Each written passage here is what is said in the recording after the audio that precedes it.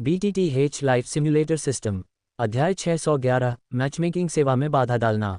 जब लिन डोंग को एहसास हुआ कि इस मकबरे का मालिक वास्तव में यिन और यांग विधि की दोहरी साधना के माध्यम से निर्वाण चरण तक पहुंच गया था, तो उसकी अभिव्यक्ति तुरंत अविश्वसनीय रूप से एनिमेटेड हो गई।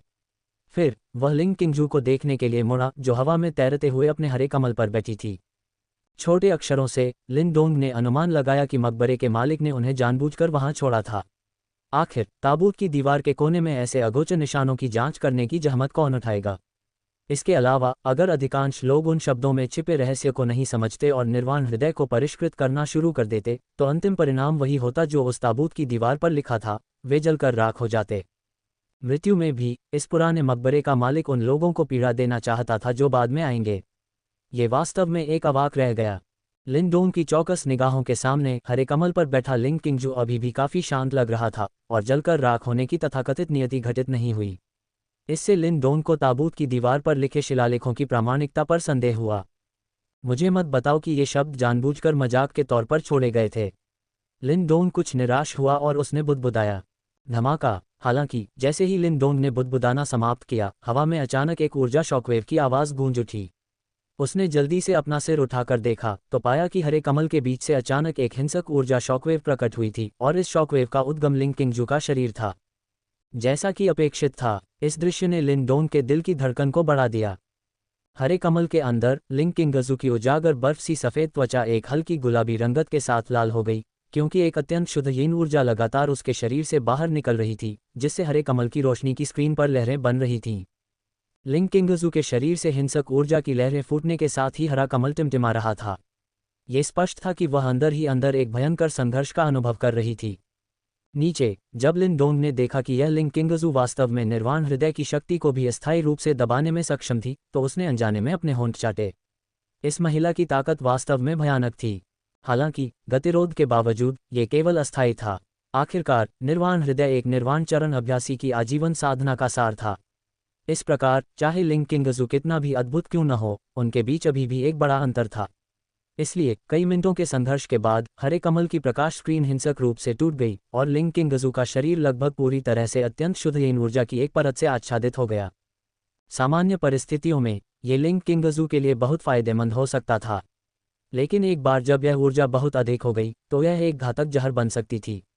यदि वह इस शुद्ध यीन ऊर्जा को नष्ट करने में असमर्थ थी और इसे अपने शरीर में बहुत लंबे समय तक जमा होने देती, तो ये शुद्ध यीन अग्नि में बदल जाती, जो उसके शरीर को अंदर से बाहर तक जलाने में सक्षम थी। तुम बेशर्म व्यक्ति हो, एक बर्फीले ठंडे स्वर के साथ लिंग किंगजू अचानक हरे कमल पर खड़ी हो गई।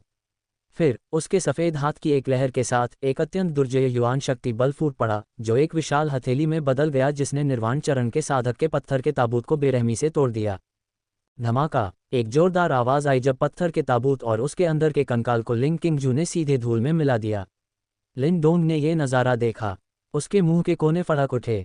यह महिला वास्तव में एक पुण्य आत्मा नहीं थी। एक पल उसने किसी और का निर्वाण हृदय ले लिया था और अगले ही पल उसने बिना किसी दूसरे विचार के उसके अवशेषों को नष्ट कर दिया।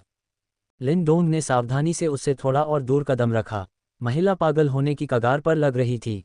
ऐसे क्षण में उसके पास जाने का नतीजा बिना विरोध करने का मौका दिए थप्पड़ मारकर मौत के घाट उतार दिया जा सकता था। उन दोनों में से किसी के भी ध्यान में न आते हुए टूटे हुए पत्थर के ताबूत के मलबे के बीच एक हल्की लाल रोशनी टिमटिमाने लगी। लिंग किंगजू ने पत्थर के ताबूत को तोड़कर अपना गुस्सा निकाला। उसके बाद उसका नाजुक शरीर एक बार फिर कांप उठा। उसे अपने शरीर के अंदर धीरे धीरे आग का गोला बनता हुआ महसूस हो रहा था। ये ज्वाला बहुत ज्यादा गर्म नहीं थी, बल्कि अंतहीन बर्फीली ठंड से भरी हुई थी। इस ज्वाला के प्रभाव में उसके शरीर के भीतर की जोरदार युवान शक्ति में अकड़न के लक्षण दिखने लगे। लिंग किंगजू की आंखों में एक हताश चमक चमक उठी। कुछ क्षण बाद उसने अपने चांदी जैसे दांत पीसकर आसपास मौजूद एकमात्र व्यक्ति की ओर देखा। लिन डोंग का चेहरा थोड़ा सा झुर्रीदार हो गया जब उसने देखा कि लिंग किंगजू की नज़र आखिरकार उसकी ओर मुड़ गई थी। वह धीरे से पीछे हटा, खुद को मुस्कुराने के लिए मजबूर किया और कहा, मिस किंगजू, मुझे लगता है कि मुझे यहाँ और नहीं रुकना चाहिए। मैं पहले विदा लेता हूँ। जैसे ही उसने बोलना समाप्त किया, वह भागने के लिए बड़े कांस्य दरवाजे की ओर भागा। लिन डोंग को इतनी तेजी से भागते हुए देखकर लिंग किंगजू इतनी क्रोधित हुई कि उसने हंसते हुए कहा, तुम पहले क्यों नहीं चले गए? दुर्भाग्य से लिन डोंग अपनी इच्छानुसार भागने में सफल नहीं हुआ। जैसे ही वह विशाल कांस्य दरवाजे से भागने वाला था, पीछे से हवा का एक बहुत शक्तिशाली झोंका आया, जो कांस्य दरवाजे से इतनी जोर से टकराया कि वह एक भारी धमाके के साथ बंद हो गया। तभी उसके पीछे से एक आवाज़ आई, किंगजू तुम्हारे शरीर के अंदर की यांग ऊर्जा उधार लेना चाहता है। अगर यह स्थिति सुलझ जाती है तो तुम्हें उचित मुआवजा दिया जाएगा। यह अच्छा नहीं है। मेरे गुरु ने मुझसे कहा है कि जब तक मैं निर्वाण अवस्था तक नहीं पहुंच जाती, मुझे कुंवारी ही रहना चाहिए। लिनडोंग ने पलटकर जोर से हंसते हुए कहा। ये सुनकर लिनडोंग के अंदर के छोटे से मार्टिन ने उसकी इच्छाधारी सोच का मजाक उड़ाते हुए अपना मुंह हिलाया और जल्दी से उसे याद दिलाया। लिनडोंग, सावधान रहो। यह महिला शायद तुम्हारे शरीर से यांग ऊर्जा को जबरन निकालना चाहती है। अगर वह सफल हो जाती है तो ये तुम्हारे शरीर की नींव को नुकसान पहुंचाएगी और गंभीर परिणाम देगी। अगर यिन और यांग ऊर्जा सामान्य तरीके से प्राप्त की जाती तो दोनों पक्षों को बहुत लाभ हो सकता था। हालांकि यह महिला स्पष्ट रूप से बहुत घमंडी है, जो लिन लैंगटियन जैसी युवा प्रतिभाओं को भी अपनी नज़रों में अयोग्य बनाती है। इसलिए ये स्पष्ट है कि वह तुम्हारे साथ ऐसे तरीकों का इस्तेमाल नहीं करेगी। उसके बारे में कल्पना मत करो कि वह अपना शुद्ध शरीर तुम्हें दे देगी। बेहतर होगा कि तुम भाग जाओ। जैसा कि अपेक्षित था, लिनडोंग की बातें सुनकर लिंग किंगजू ने हल्की मुस्कान दी और कहा, युवा मास्टर को चिंता करने की ज़रूरत नहीं है। हमें यांग ऊर्जा प्राप्त करने के लिए संभोग की ज़रूरत नहीं है। किंगजू के अपने तरीके हैं। ये सुनकर लिनडोंग की खोपड़ी सुन्न हो गई और बिना किसी हिचकिचाहट के उसने कहा, मिस किंगजू, शायद आपको किसी और की तलाश करनी चाहिए। मैं वास्तव में उपयुक्त नहीं हूँ। आखिरकार अभी भी लिन लैंगटियन और बाकी लोग बाहर हैं। ये शब्द सुनते ही लिंग किंगजू की अभिव्यक्ति उग्र हो गई। लिनडोंग के शब्द बहुत ज्यादा थे। युवा मास्टर लिनडोंग, किंगजू ने एक वादा किया है। चाहे आपका नुकसान कितना भी बड़ा क्यों न हो, मैं आपको कई गुना मुआवजा दूंगा। हालांकि वह गुस्से में थी, लेकिन लिंग किंगजू स्पष्ट रूप से सभ्य थी। इस मोड़ पर भी उसने फिर भी एक गहरी सांस ली और जितना संभव हो सके अपने स्वर को नरम किया। रुचि नहीं है, अलविदा। लिनडोंग ने उसकी बातों को नज़रअंदाज कर दिया। उसने इस जगह से भागने की कोशिश में तुरंत दरवाज़ा खोलने से पहले अपनी मुट्ठी बांध ली। हालांकि अचानक एक शक्ति उभरी और जो दरवाज़ा अभी खुला था वह अचानक फिर से बंद हो गया, जिससे उसके भागने का रास्ता बंद हो गया। ओह, तुम्हारा भागना वैसा नहीं है जैसा मैंने सोचा था। कौन है? लिंग किंगजू ये दृश्य देखकर सतर्क हो गया। हालांकि जैसे ही लिंग किंगजू की आवाज़ गिरी, खाली पत्थर के हॉल में अचानक एक हल्की सी चंचल आवाज़ गूंजी, जिससे लिनडोंग और लिंग किंगजू चौंक गए। उन्होंने जल्दी से अपनी नज़र स्रोत की ओर घुमाई। तभी उन्हें पत्थर के ताबूत के मलबे से लाल रोशनी की एक झिलमिलाहट दिखाई दी, जो अंततः एक भ्रामक आकृति बन गई जिसने उन्हें मुस्कुराते हुए देखा। चमकती हुई छाया एक भ्रम की स्थिति में थी और जाहिर तौर पर उसमें कोई पदार्थ नहीं था। ये लगभग 30 साल की उम्र की लग रही थी, बहुत युवा दिखने वाली, एक चमकदार चेहरे और विद्वानों जैसी आभा वाली। तुम कौन हो? लिंग किंगजू ने पूछा। जब उसने अचानक प्रकट हुए इस व्यक्ति को देखा तो उसकी लंबी और सुडौल भौहें आपस में जुड़ गईं। हे, कितनी हिंसक महिला! मैं कौन हूँ, यह महत्वपूर्ण नहीं है। महत्वपूर्ण यह है कि मैं मैचमेकर की भूमिका निभाना चाहती हूँ। वयस्क बनने की सुंदरता से बेहतर कुछ भी नहीं है। विद्वान व्यक्ति ने हल्की सी हंसी उड़ाई। इसके तुरंत बाद उसका हाथ हवा में इशारा करता है। निर्वाण हृदय जो लिंग किंगजू के शरीर में समा गया था, पूरी तरह से फट गया। एक अत्यंत शुद्ध यिन ऊर्जा बाढ़ की तरह बह निकली। एक पल में इसने उसके शरीर के भीतर युवान शक्ति को पूरी तरह से जमा दिया। लिंग किंगजू ने आखिरकार अपनी साफ आंखों में डर की लहर महसूस की, क्योंकि उसने अपने शरीर में हो रहे बदलावों को महसूस किया। ओह, ऐसा खजाना रखने के लिए ऐसा लगता है कि आपकी पृष्ठभूमि कमजोर नहीं है। हालांकि मेरे जैसे मृत व्यक्ति के लिए इसका कोई मतलब नहीं है। ये देखकर कि हरे कमल ने वास्तव में शुद्ध यिन ऊर्जा के प्रसार का विरोध किया था, विद्वान व्यक्ति भी थोड़ा हैरान था। इसके तुरंत बाद उसने हंसते हुए एक बार फिर अपनी उंगली हवा में उठाई। प्रकाश की एक किरण निकली और तुरंत हरे कमल के चारों ओर लिपट गई, जिससे वह लिंग किंगजू से पूरी तरह से अलग हो गया। भनभनाहट। हरा कमल प्रकाश की किरणों को बाहर निकालते हुए बेतहाशा संघर्ष कर रहा था। हालांकि यह अभी भी विद्वान व्यक्ति की मुहर से बच नहीं पाया। हालांकि अगले ही पल अचानक चमकती हुई रोशनी के साथ हरा कमल और लिंग किंगजू दोनों गायब हो गए। कब्र का मालिक, जिसने अचानक अपनी मंगनी योजना का लक्ष्य खो दिया था, वहीं जम गया। उसने लिनडोंग को देखने के लिए मुड़कर देखा, लेकिन पाया कि वह भी कहीं दिखाई नहीं दे रहा था। अंत में वह केवल हार मानकर ही विलीन हो गया। पुराने मकबरे के बाहर एक पहाड़ की चोटी पर एक बहुरंगी रोशनी के साथ दो आकृतियां दिखाई दी, एक अस्त व्यस्त युवक और एक सुंदर महिला जिसकी हालत कुछ असामान्य लग रही थी। लिंग किंगजू की उजागर बर्फ सी सफ़ेद त्वचा इस समय विशेष रूप से लाल होने लगी। संघर्ष के बीच उसकी मूल रूप से साफ आंखें धीरे धीरे इच्छा की धुंध से ढक गईं। तुम बेशर्म बदमाश हो। जैसे जैसे उसकी तर्कसंगतता धीरे धीरे फीकी पड़ती गई, लिंग किंगजू अपने आसपास के बदलावों से पूरी तरह बेखबर हो गई। उसका नाजुक शरीर लगातार कांप रहा था, फिर भी वह धीमी, दांत पीसती आवाज में बोलने में कामयाब रही। अचानक एक मजबूत मर्दाना गंध ने उसके होश उड़ा दिए। उसने सहज रूप से कमल की जड़ की तरह एक पतली भुजा को फैलाया और अचानक उसे उसके गले में लपेट दिया। उसका कोमल शरीर, जिसमें पानी के सांप की तरह कोई हड्डी नहीं थी, एक समृद्ध सुगंध के रूप में उसके साथ लिपट गया। ये परी, जो कभी एक अप्राप्य देवी की तरह लगती थी, अब रेशम की तरह आंखें थी और एक मोहक जादूगरनी में बदल गई थी जो किसी की आत्मा को पकड़ने में सक्षम थी। वह उसके खिलाफ झुकते हुए बेहोश हो गई, फिर भी उसके घूंघट के नीचे एक बमुश्किल सुनाई देने वाली फुसफुसाहट अभी भी सुनी जा सकती थी। लिन डोंग, अगर तुमने मुझे छूने की हिम्मत की जब मैं अपने होश में आ जाऊंगी तो मैं निश्चित रूप से तुम्हारी जान ले लूंगी। लिन डोंग की जान ले लो, मैं तुम्हें ऐसा नहीं करने दे सकती। अप्रत्याशित रूप से प्रतिक्रिया किसी अन्य व्यक्ति की आवाज से आई। जैसे ही यह आवाज सुनाई दी, लिंग किंगजू ने महसूस किया कि यांग ऊर्जा की एक तेजी से उसके शरीर में इंजेक्ट की जा रही है। इसने उसके शरीर में जलन को दूर कर दिया और तुरंत शांति की झलक दिखाई दी। हालांकि यांग ऊर्जा के संचार की सुखदायक अनुभूति ने उसे अनजाने में ही उस आदमी की बाहों में गिरने पर मजबूर कर दिया। बहन, अगर तुम पहले ही अपने होश में आ चुकी हो तो बेहतर होगा कि तुम अब बड़े भाई की बाहों से बाहर निकल जाओ। मु लिंगशान ने बड़बड़ाते हुए एक कदम आगे बढ़ाया। उसने लिंग किंगजू का समर्थन किया क्योंकि वह धीरे धीरे अपने होश में आ रही थी और धीरे धीरे उसे अपने बड़े भाई की बाहों से बाहर निकलने में मदद की। ये वह क्षण था जब लिंग किंगजू आखिरकार अपने बचावकर्ता को स्पष्ट रूप से देखने में सक्षम थी।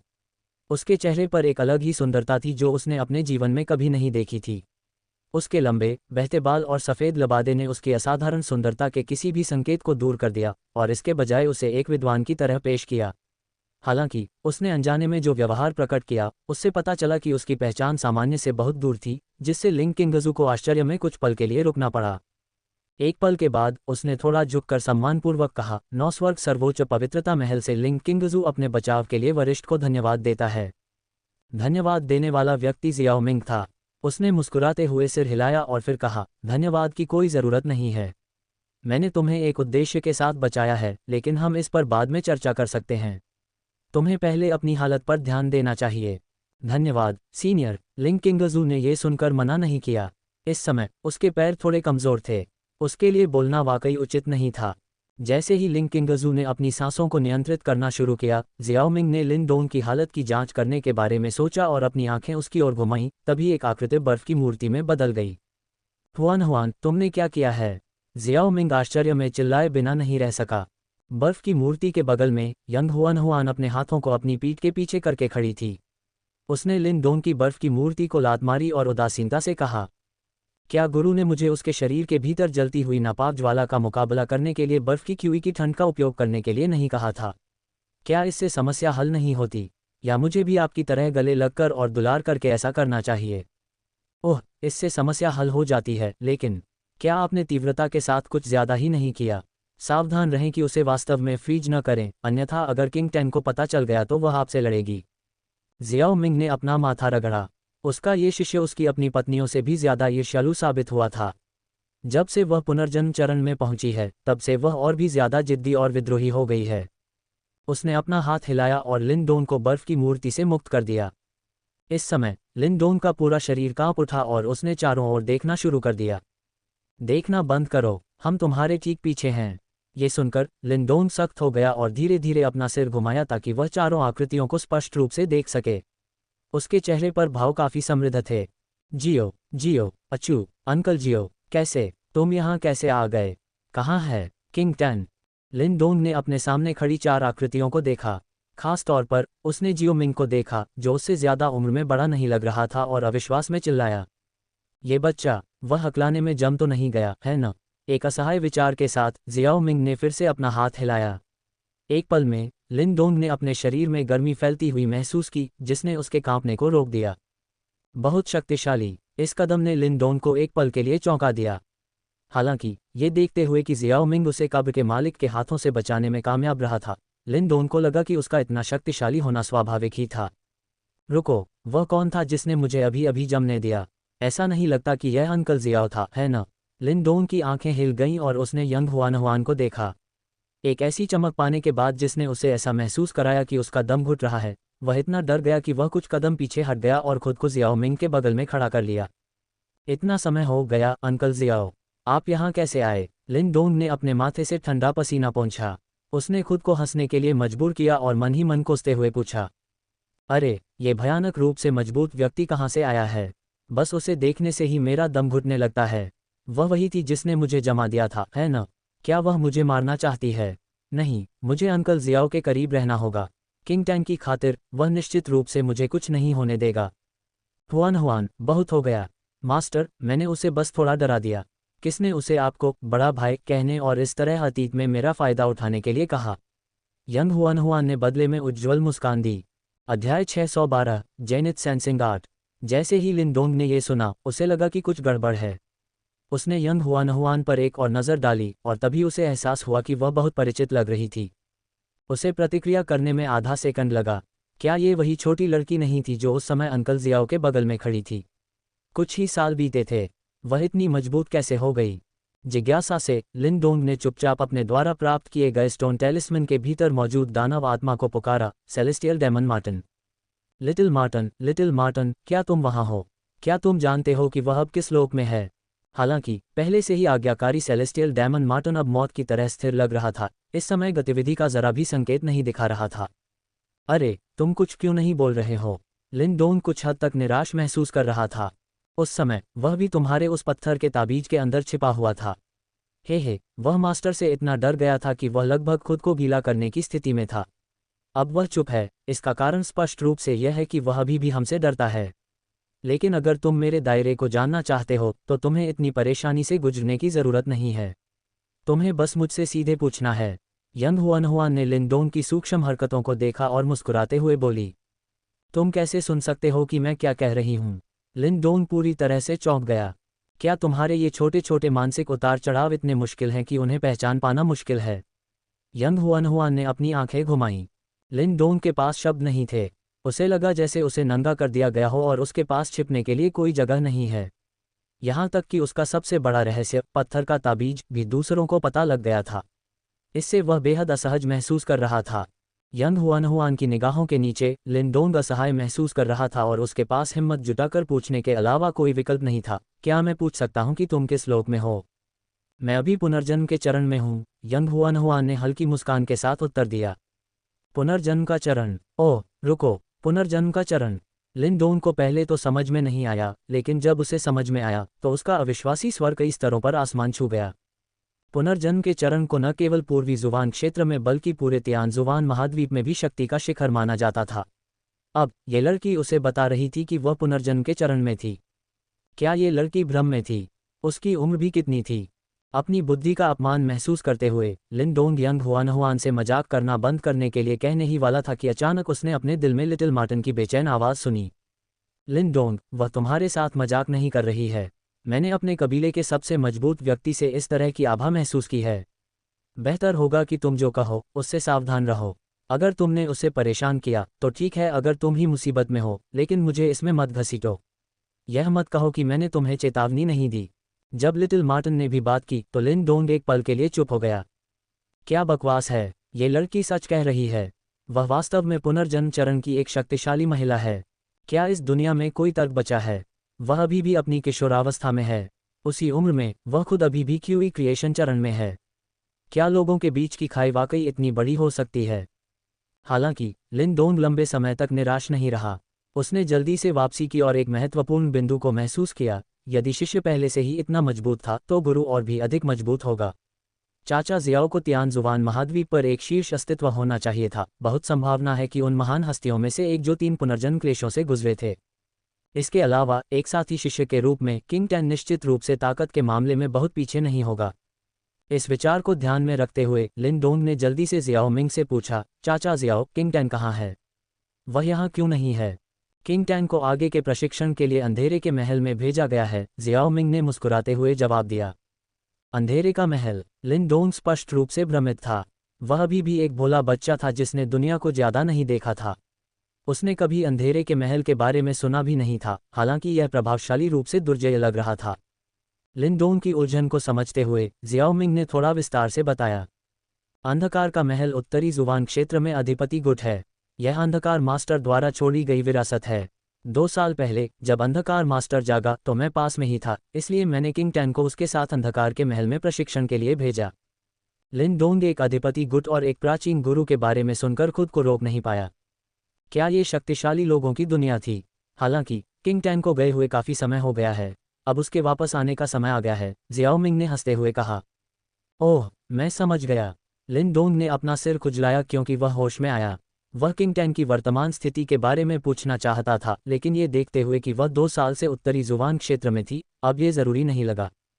इस समय एक हरा कमल घूमता हुआ आया जिस पर लिंग किंगजू आ गया। हरे कमल ने उसे और भी असाधारण आभा प्रदान की। इस अद्वितीय सुंदरता ने सीधे लिन डोंग को अनदेखा किया और जियाओ मिंग को थोड़ा सा झुकाया। उसकी स्पष्ट आवाज धीरे से गूंजी, किंगजू बचाव के लिए सीनियर के प्रति आभार व्यक्त करती है। मुझे आश्चर्य है कि मैं सीनियर की दयालुता का बदला कैसे चुका सकता हूँ। लिंग किंगजू जियाओ मिंग के प्रति बहुत सम्मान रखती थी। अगर उसका हस्तक्षेप न होता तो उसकी मासूमियत शायद खो जाती। हालांकि उसे कुछ संदेह थे, लेकिन जियाओ मिंग के प्रति उसकी कृतज्ञता सच्ची थी और वह उसके साथ अच्छे संबंध बनाने के लिए भी तैयार थी। अगर तुम मुझे चुकाना चाहते हो तो मुझे अपने 9 स्वर्गों के सर्वोच्च पवित्रता महल की ज़ेनिथ सेंसिंगार्ड दे दो। ये सुनकर लिंग किंगजू के हाव भाव बदल गए। उसका चेहरा बर्फीला हो गया और उसकी आवाज़ में ठंडक का एहसास था। क्या आपको एहसास है कि आप क्या मांग रहे हैं, सीनियर?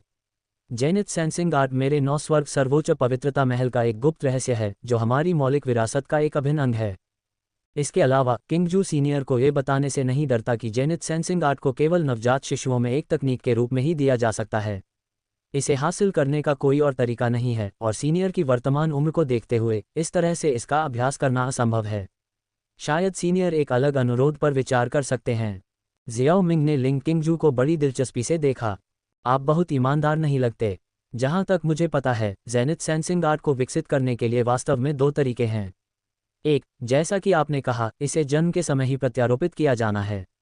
दूसरी विधि, हालांकि, इसे किसी ऐसे व्यक्ति के साथ दोहरी साधना के माध्यम से प्राप्त करना है जिसने पहले से ही ज़ेनिथ सेंसिंगार्ड की साधना की है। जिस क्षण जियाओ मिंग के शब्द निकले, लिंग किंगजू की आंखों में सावधानी की एक मजबूत भावना दिखाई दी, जबकि लिन डोंग की अभिव्यक्ति अजीब हो गई। क्या ये कुछ ऐसा था जो उसे सुनना चाहिए था? क्या उसे अब खुद को माफ कर देना चाहिए? हालांकि उसे अंदर से थोड़ा खालीपन क्यों महसूस हुआ। मास्टर, बड़े भाई, अचानक अस्पष्ट अर्थों वाली 2 तीखी चीखों ने लिन डोंग की सोच की श्रृंखला को बाधित कर दिया। जियाओ मिंग ने आवाज़ों के स्रोत को देखने के लिए मुड़कर देखा, केवल म्यूलिंगशान को अपने गाल फुलाते हुए, अपना दाहिना हाथ उठाते हुए और अपनी तर्जनी को हिलाते हुए देखा। बड़े भाई, आप दूसरों के साथ बुरा नहीं कर सकते। यंग हुआन ने भी अपनी बाहें उठाईं और अपने हाथों को अपने कूल्हों पर रख लिया। मास्टर, आपको अपनी उम्र के हिसाब से व्यवहार करना चाहिए। मैं बस मजाक कर रहा था, इसे मत लो, इसे गंभीरता से लो। जियो मिंग ने अपने हाथ फैलाए। इसके अलावा हुआन, मैं केवल 30 के दशक में हूँ। सभी खातों के अनुसार मैं अभी भी बूढ़ा नहीं हूँ। इस उम्र में भी उसे आधुनिक समाज में एक युवा व्यक्ति माना जाएगा और काल्पनिक दुनिया में उसे युवा पीढ़ी का हिस्सा माना जा सकता है। ये तो बताने की ज़रूरत नहीं है कि लिटिल मार्टिन भी उससे बड़ा था। इसलिए जब उसने कहा कि वह बूढ़ा नहीं है, तो वह वास्तव में बूढ़ा नहीं था। यंग हुआन को पहली बार यह जानकर थोड़ा झटका लगा कि जियाओ मिंग सिर्फ 30 साल का है। जवाब में बुदबुदाते हुए उसके गाल थोड़े लाल हो गए। युवा होने का मतलब यह नहीं है कि तुम दूसरों पर प्रहार करो। ठीक है, जियाओ मिंग ने असहाय होकर अपना हाथ हिलाया। उसके बाद लिंग किंगजू के शरीर से एक हल्का सा प्रभामंडल धीरे धीरे बाहर आया और चारों ओर एक अजीब उतार चढ़ाव फैल गया। लिंग किंगजू के चेहरे के भाव बदल गए क्योंकि उसने अपने शरीर में बदलाव महसूस किए। ज़ेनिथ सेंसिंगार्ड, तुमने ये कैसे किया? अध्याय 613 प्राप्त। लिंग किंगजू का सुंदर चेहरा आश्चर्य से भर गया था। ज़ेनिथ सेंसिंगार्ड की आध्यात्मिक शक्ति को समझना आम लोगों के लिए मुश्किल है। उसके सामने बैठा व्यक्ति उसके शरीर से इसे कैसे खींच सकता है? लिंग किंगजू के सवाल पर जियाओ मिंग ने बस थोड़ा सा मुस्कुराया। उनके बीच का अंतर इतना स्पष्ट था कि उसके लिए कुछ ऊर्जा निकालना बहुत मुश्किल नहीं था। हालांकि ये केवल लिंग किंगजू की ज़ेनिथ सेंसिंगार्ड से विकसित ऊर्जा थी, जिसका उपयोग दोहरी खेती की स्थिति को खत्म करने के लिए प्राइमर के रूप में किया गया था। इसलिए वह अभी भी वास्तविक ज़ेनिथ सेंसिंगार्ड चाहता था। ज़ेनिथ सेंसिंगार्ड मुझे सौंप दो और तुम्हारा पूरा 9 स्वर्ग सर्वोच्च पवित्रता महल इससे लाभ उठा सकता है। यहाँ तक कि पुनर्जन्म चरण पावर हाउस का निर्माण करना भी मुश्किल नहीं होगा। वाह, ये काफ़ी अच्छा प्रस्ताव है। लिन डोंग को जियो मिंग की इतनी उदार पेशकश देखकर अंदर से आश्चर्य हुआ। वह दिन आ गया था जब पुनर्जन्म मंच जैसी शीर्ष शक्ति का इस्तेमाल सौदेबाजी के लिए किया जा रहा था। उसे जियो मिंग की इस पेशकश को पूरा करने की क्षमता पर कोई संदेह नहीं था। क्या उनके सामने पहले से ही एक उदाहरण नहीं था? लिन डोन को केवल तथाकथित जेनिथ सेंसिंग आर्ट न होने का अफसोस था, अन्यथा वह उत्सुकता से इसे दोनों हाथों से सौंप देता। फिर भी लिंग किंगजू का रवैया नहीं बदला, उसका स्वर और भी दृढ़ हो गया। वरिष्ठ की दिव्य क्षमताएं वास्तव में गहन और गूढ़ हैं, लेकिन किंगजू को जेनिथ सेंसिंग आर्ट की साधना विधि का खुलासा न कर पाने के लिए माफ़ी मांगनी चाहिए। क्या आप अपने उपकारकर्ता के साथ ऐसा व्यवहार करते हैं? बड़े भाई ने अभी अभी आपकी पवित्रता को बचाया है। मुलिंगशान की बड़ी आंखें सिकुड़ गईं क्योंकि उसने अपनी छोटी उंगली लिंग किंगजू की नाजुक नाक पर रखी। इस बहन ने अपनी जिद को एक नए स्तर पर पहुंचा दिया था।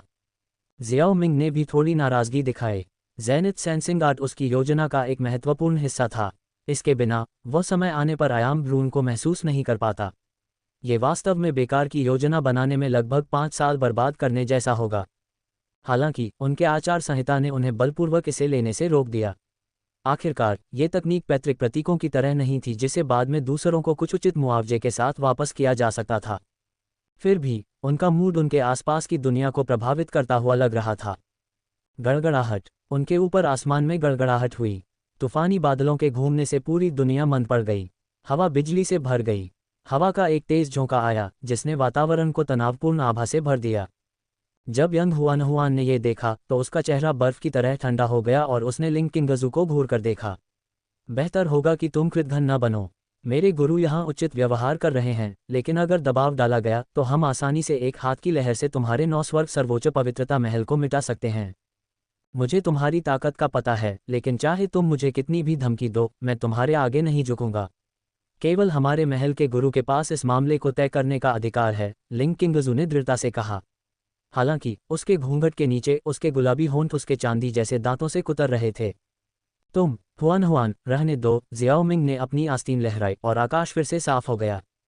ये सच है कि आज मेरी सहायता के बदले में मैं जो मांग रहा हूं वह ऐसा कुछ नहीं है जिसे वह खुद तय कर सकती है। उसके शरीर के भीतर की तकनीक अंततः उसके गुरु द्वारा उसे दी गई थी। चूंकि वह अनिच्छुक है, इसलिए हमें उसके गुरु को ढूंढना होगा। जिसके बारे में बात करते हुए हम पहले ही 9 स्वर्ग सर्वोच्च पवित्रता महल के वर्तमान महल गुरु से मिल चुके हैं। हम कुछ हद तक परिचित हैं, इसलिए इस छोटे महल गुरु के बजाय उसके साथ तर्क करना आसान हो सकता है। जियाओ मिंग ने लिंग किंगजू के जवाब का इंतजार नहीं किया। एक विचार के साथ पहाड़ की चोटी पर जगह तुरंत बिखर गई और धीरे धीरे एक काली काली चैनल बन गई। ... इस नीली हरी भूमि में राजसी पहाड़ ड्रैगन की तरह फैले हुए थे, जो किसी की नज़र के बिल्कुल किनारे तक फैले हुए थे। पूरी दुनिया एक शानदार आभा से भरी हुई थी जो इसे स्वर्ग के समान एक क्षेत्र में बदल रही थी। इन पहाड़ों के भीतर एक विशाल सुरक्षात्मक प्रकाश अवरोध देखा जा सकता था। प्रकाश अवरोध के अंदर हवा में तैरते हुए अनगिनत द्वीप थे। द्वीप धुंध में लिपटे हुए थे जिसमें सफ़ेद सारस अपने पंख फैलाकर एक शांतिपूर्ण दृश्य में थे। अस्पष्ट रूप से 9 स्वर्ग सर्वोच्च पवित्रता महल के शिष्यों की पोशाक पहने हुए कई लोग अभ्यास करते हुए देखे जा सकते थे। धमाका। हालांकि इस स्वर्गीय स्थान की शांति लंबे समय तक नहीं रही। अचानक आकाश में एक जबरदस्त शोर गूंज उठा। इसने बड़ी संख्या में शिष्यों और बुजुर्गों का ध्यान आकर्षित किया।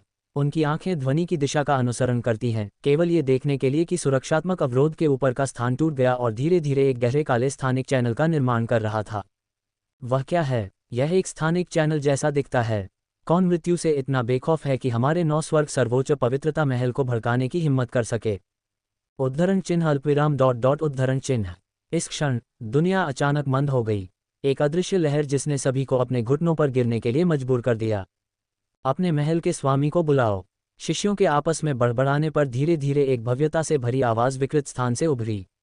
इसके साथ एक जबरदस्त दबाव था जो हवा को ठोस बनाता हुआ प्रतीत हो रहा था। पूरा 9 स्वर्ग सर्वोच्च शुद्धता महल शांत हो गया। चाहे वे महल में कहीं भी हों, सभी के चेहरे तनावग्रस्त थे और उनकी आंखें गंभीर और भयभीत नज़रों से भरी हुई थीं क्योंकि वे उस स्थानिक चैनल को घूर रहे थे जहां से आवाज़ आ रही थी। यह एक ऐसा पावर हाउस होना चाहिए जो पुनर्जन्म क्लेश से गुजरा हो। हमारे 9 स्वर्ग सर्वोच्च शुद्धता महल ने ऐसा अस्तित्व कब उकसाया? कुछ दबी हुई और कांपती आवाज़ों के चुपचाप फैलने से पहले लंबे समय तक एक मौत जैसा सन्नाटा रहा। किसी को भी उम्मीद नहीं थी कि पूरे महाद्वीप के शीर्ष पर एक पावर हाउस उनके 9 स्वर्ग सर्वोच्च शुद्धता महल में आएगा। भले ही ये केवल एक आवाज़ थी, लेकिन ये तथ्य कि एक आवाज़ पूरे संप्रदाय को दबा सकती है, आवाज़ के मालिक की भयानक शक्ति को दर्शाता है। भयभीत भीड़ के बीच महल के वस्त्र पहने एक महिला अचानक चैनल के पास प्रकट हुई। सभी शिष्यों, मेरी आज्ञा सुनो। मेरी अनुपस्थिति के दौरान ग्रैंड एल्डर प्रभारी होंगे। इन शब्दों को कहने के बाद सुंदर महिला ने दृढ़ता से स्थानिक चैनल में कदम रखा। अंदर जाते ही चैनल उसके पीछे बंद हो गया। स्थानिक चैनल में कदम रखने के बाद महल के वस्त्र पहने महिला को थोड़ी देर के लिए धुंधलापन महसूस हुआ, इससे पहले कि वह खुद को एक पहाड़ की चोटी पर खड़ी पाती। कई युवा पुरुष और महिलाएं अव्यवस्थित तरीके से खड़े थे, उनमें से उसका प्रिय शिष्य भी था। किंगजू, तुम यहाँ कैसे आए? क्या तुम्हें महान यान साम्राज्य में नहीं होना चाहिए? सुंदर महिला ने आश्चर्य से कहा। निस्संदेह वह लिंग किंगजू की गुरु, 9 स्वर्ग सर्वोच्च पवित्रता महल की वर्तमान महल गुरु थी।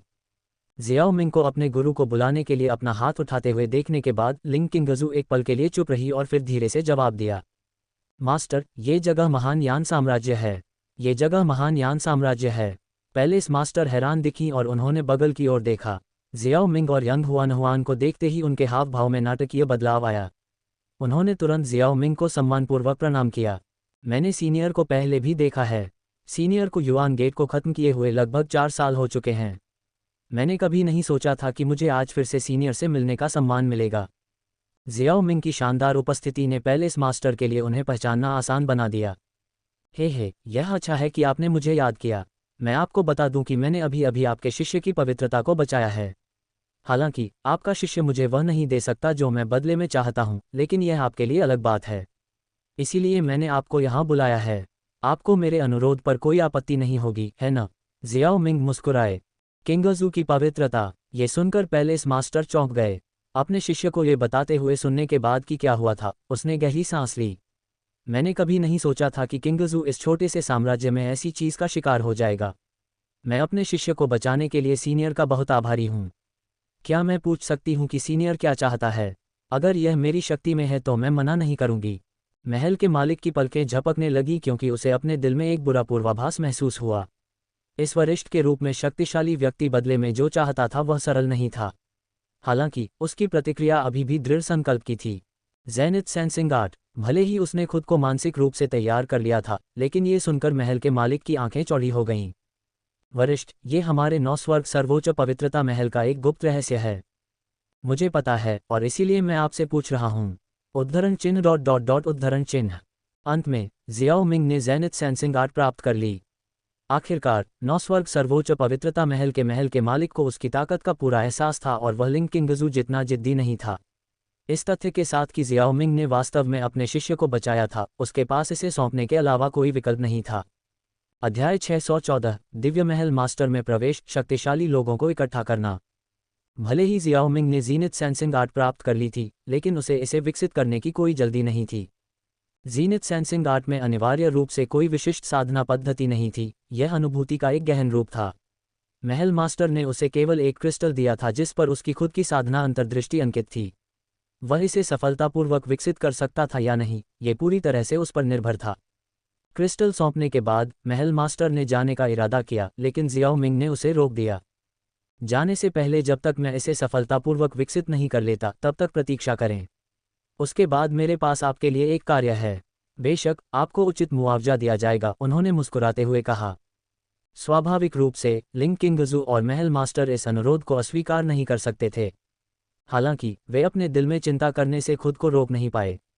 क्या होगा अगर जियाओ मिंग अपनी साधना में सफल नहीं हुआ और इसके बजाय उन पर हमला कर दिया? आखिरकार जियाओ मिंग जानता था कि ज़ीनिथ सेंसिंग आर्ट को वास्तव में कैसे प्राप्त किया जाए। चूंकि वे दोनों इस तकनीक में निपुण थे, इसलिए सैद्धांतिक रूप से वह उनमें से किसी पर भी दबाव डालकर अपना लक्ष्य प्राप्त कर सकता था। दूसरी ओर लिन डोंग ने जियो मिंग के निर्देशों के बिना जल्दबाजी में काम करने की हिम्मत नहीं की। बैठने से पहले जियो मिंग ने यंग हुआन और म्यू लिंगशान को सिर हिलाया। फिर उसने अपने माथे पर ज़ेनिथ सेंसिंग आर्ट की समझ के साथ उत्कीर्ण क्रिस्टल को रखा। जल्द ही जियो मिंग ने खुद को समझ में डुबोना शुरू कर दिया। धुंधली अवस्था में उसकी चेतना हवा के साथ बह गई, दुनिया भर में भटक गई। अनिश्चित समय के बाद अचानक दूरी में एक धुंधली रोशनी दिखाई दी। ये प्रकाश सृष्टि की सुबह से आदिम अराजकता प्रकाश जैसा था, जिसने अपनी चमक के साथ दर्द की लहरें पैदा करके जियो मिंग की चेतना को और करीब आने से रोक दिया। हालांकि वह घबराया नहीं, इसके बजाय उसने लिंग किंगजू के शरीर से खींची गई विशेष ऊर्जा को अपने शरीर में अवशोषित कर लिया। जल्द ही यंग हुआनहुआन और उसके आसपास के अन्य लोगों ने लिंग किंगजू की ऊर्जा के समान एक विशाल ऊर्जा को उसके अंदर से निकलते देखा। उसके बाद ऊर्जा का एक मोटा स्तंभ आकाश में ऊपर उठा। सफलता, ये देखकर यंग हुआनहुआन ने आश्चर्य से कहा। वह वास्तव में जेनिथ सेंसिंग आर्ट की खेती करने में सफल रहा है। महल की मालकिन ने अपने होठों को थोड़ा सा खोलकर और आश्चर्य से भरी आंखों से ये दृश्य देखा। सिर्फ 1/4 घंटा बीता था, फिर भी जियाओ मिंग ने अपनी विधि का उपयोग करके इसे विकसित करने में कामयाबी हासिल कर ली थी। किसी को ये जानना था कि यह प्रतीक पूर्वज द्वारा छोड़ी गई एक तकनीक थी। ये वास्तव में अविश्वसनीय था। सभी के आश्चर्य के बीच प्राइमल कैस लाइट की धाराएं आखिरकार जियाओ मिंग की ओर बढ़ीं। प्राइमल कैस लाइट उस पर उतरी और उसके माथे के भीतर पहले से बना दिव्य महल एक स्पष्ट बजने वाली ध्वनि के साथ फट गया। इस क्षण प्रतीत होता है कि मृत दिव्य महल में एक बार फिर से जीवन आ गया था। वास्तव में दिव्य महल की सतह पर प्रकाश बह रहा था, जबकि जीवन शक्ति उससे निकल रही थी। गड़गड़ाहट, आध्यात्मिक शक्ति दिव्य महल की ओर बह रही थी। अस्पष्ट रूप से वे एक बार फिर से सबसे बुनियादी चक्र का निर्माण शुरू करने लगे। इसके अलावा जियाओ मिंग को यह महसूस हो रहा था कि दिव्य महल ने इस दुनिया के उस रहस्यमय और गहन शिखर के साथ एक दिव्य संबंध स्थापित कर लिया है, क्योंकि प्राइमल कैस लाइट के निशान लगातार उसकी ओर बह रहे थे। प्राइमल कैस लाइट के इन निशानों के साथ आध्यात्मिक शक्ति घूमने लगी। इसके तुरंत बाद जियाओ मिंग ने महसूस किया कि प्राइमल कैस लाइट के साथ आध्यात्मिक शक्ति का विलय एक जमीन हिला देने वाले परिवर्तन से गुजर रहा है। 3 दिन बाद म्यूलिंगशान अपनी थोड़ी को अपने हाथ में थामे बैठी थी। उसकी बड़ी बड़ी आंखें झपक रही थीं और वह जियाओ मिंग को घूर रही थी। जियाओ मिंग उसके पास ही ध्यान में चुपचाप बैठा था। उसमें से निकलने वाली ऊर्जा या आध्यात्मिक शक्ति का कोई निशान नहीं था। वह किसी भी आम व्यक्ति की तरह ही साधारण लग रहा था, इतना कमजोर कि कोई भी उसे अनदेखा कर सकता था। अचानक उसने एक आह भरी और यंग हुआनहुआन से कहा, तुम्हें क्या लगता है कि बड़ा भाई कब जागेगा?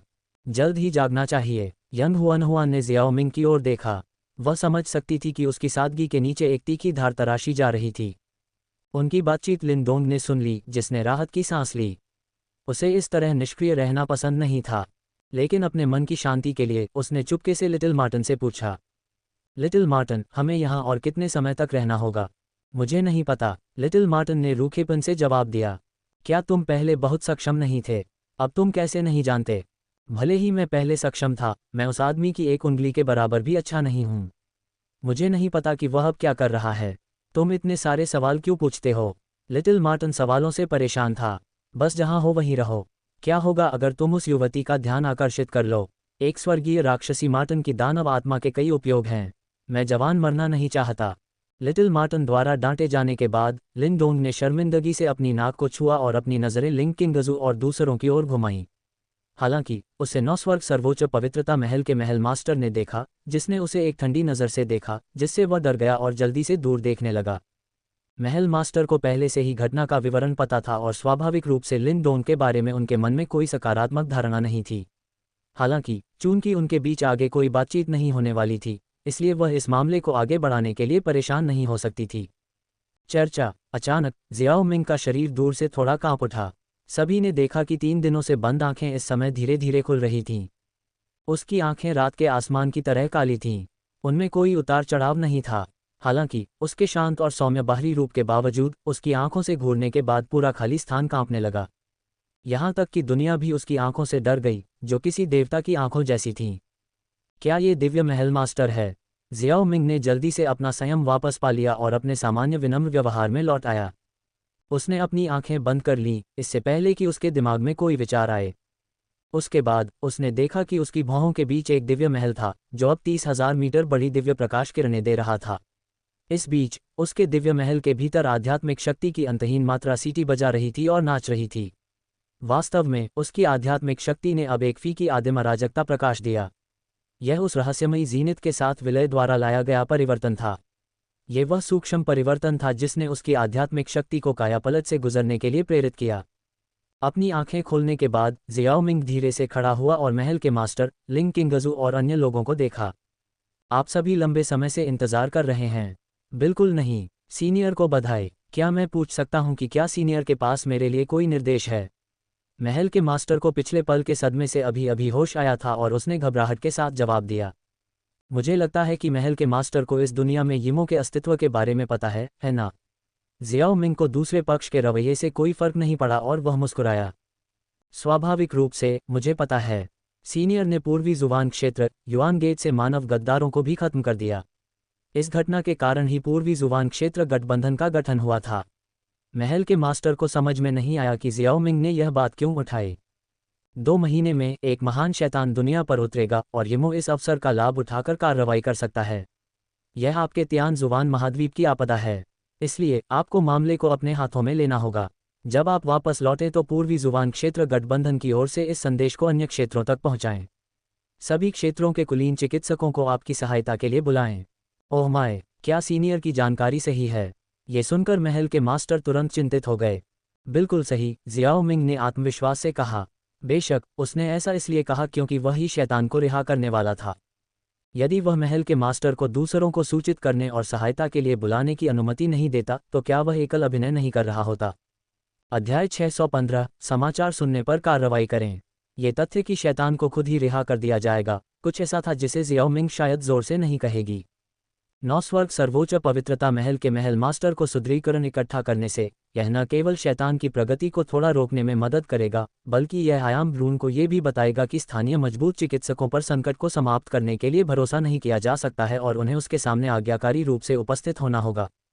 बेशक, पर्याप्त शक्तिशाली लोगों से संपर्क करने के लिए केवल पूर्वी जुवान क्षेत्र गठबंधन पर भरोसा करना मुश्किल था, उनकी ताकत और पुनर्जन्म चरण चिकित्सकों की कमी को देखते हुए। इसलिए जियाओमिंग ने अपना हाथ लहराया और महल मास्टर के सामने प्रकाश की किरण को बुलाया। उसके इरादे को समझते हुए उसने उत्सुकता से इसे खोला। तुरंत दवा की एक तीव्र सुगंध उसके नथुने में भर गई। यहाँ तक कि वह अड़चन जिसने उसे कई सालों से फंसा रखा था वह थोड़ी ढीली लग रही थी। वरिष्ठ, क्या यह मेरे लिए है? महल के मालिक बहुत खुश हुए। ये तुम्हारे लिए है। इस गोली को पुनर्जन्म की गोली कहा जाता है। इसे मैंने पिछले 2 सालों में बनाया है। ये किसी को आधे महीने के भीतर पुनर्जन्म के चरण में पहुंचने में मदद कर सकती है।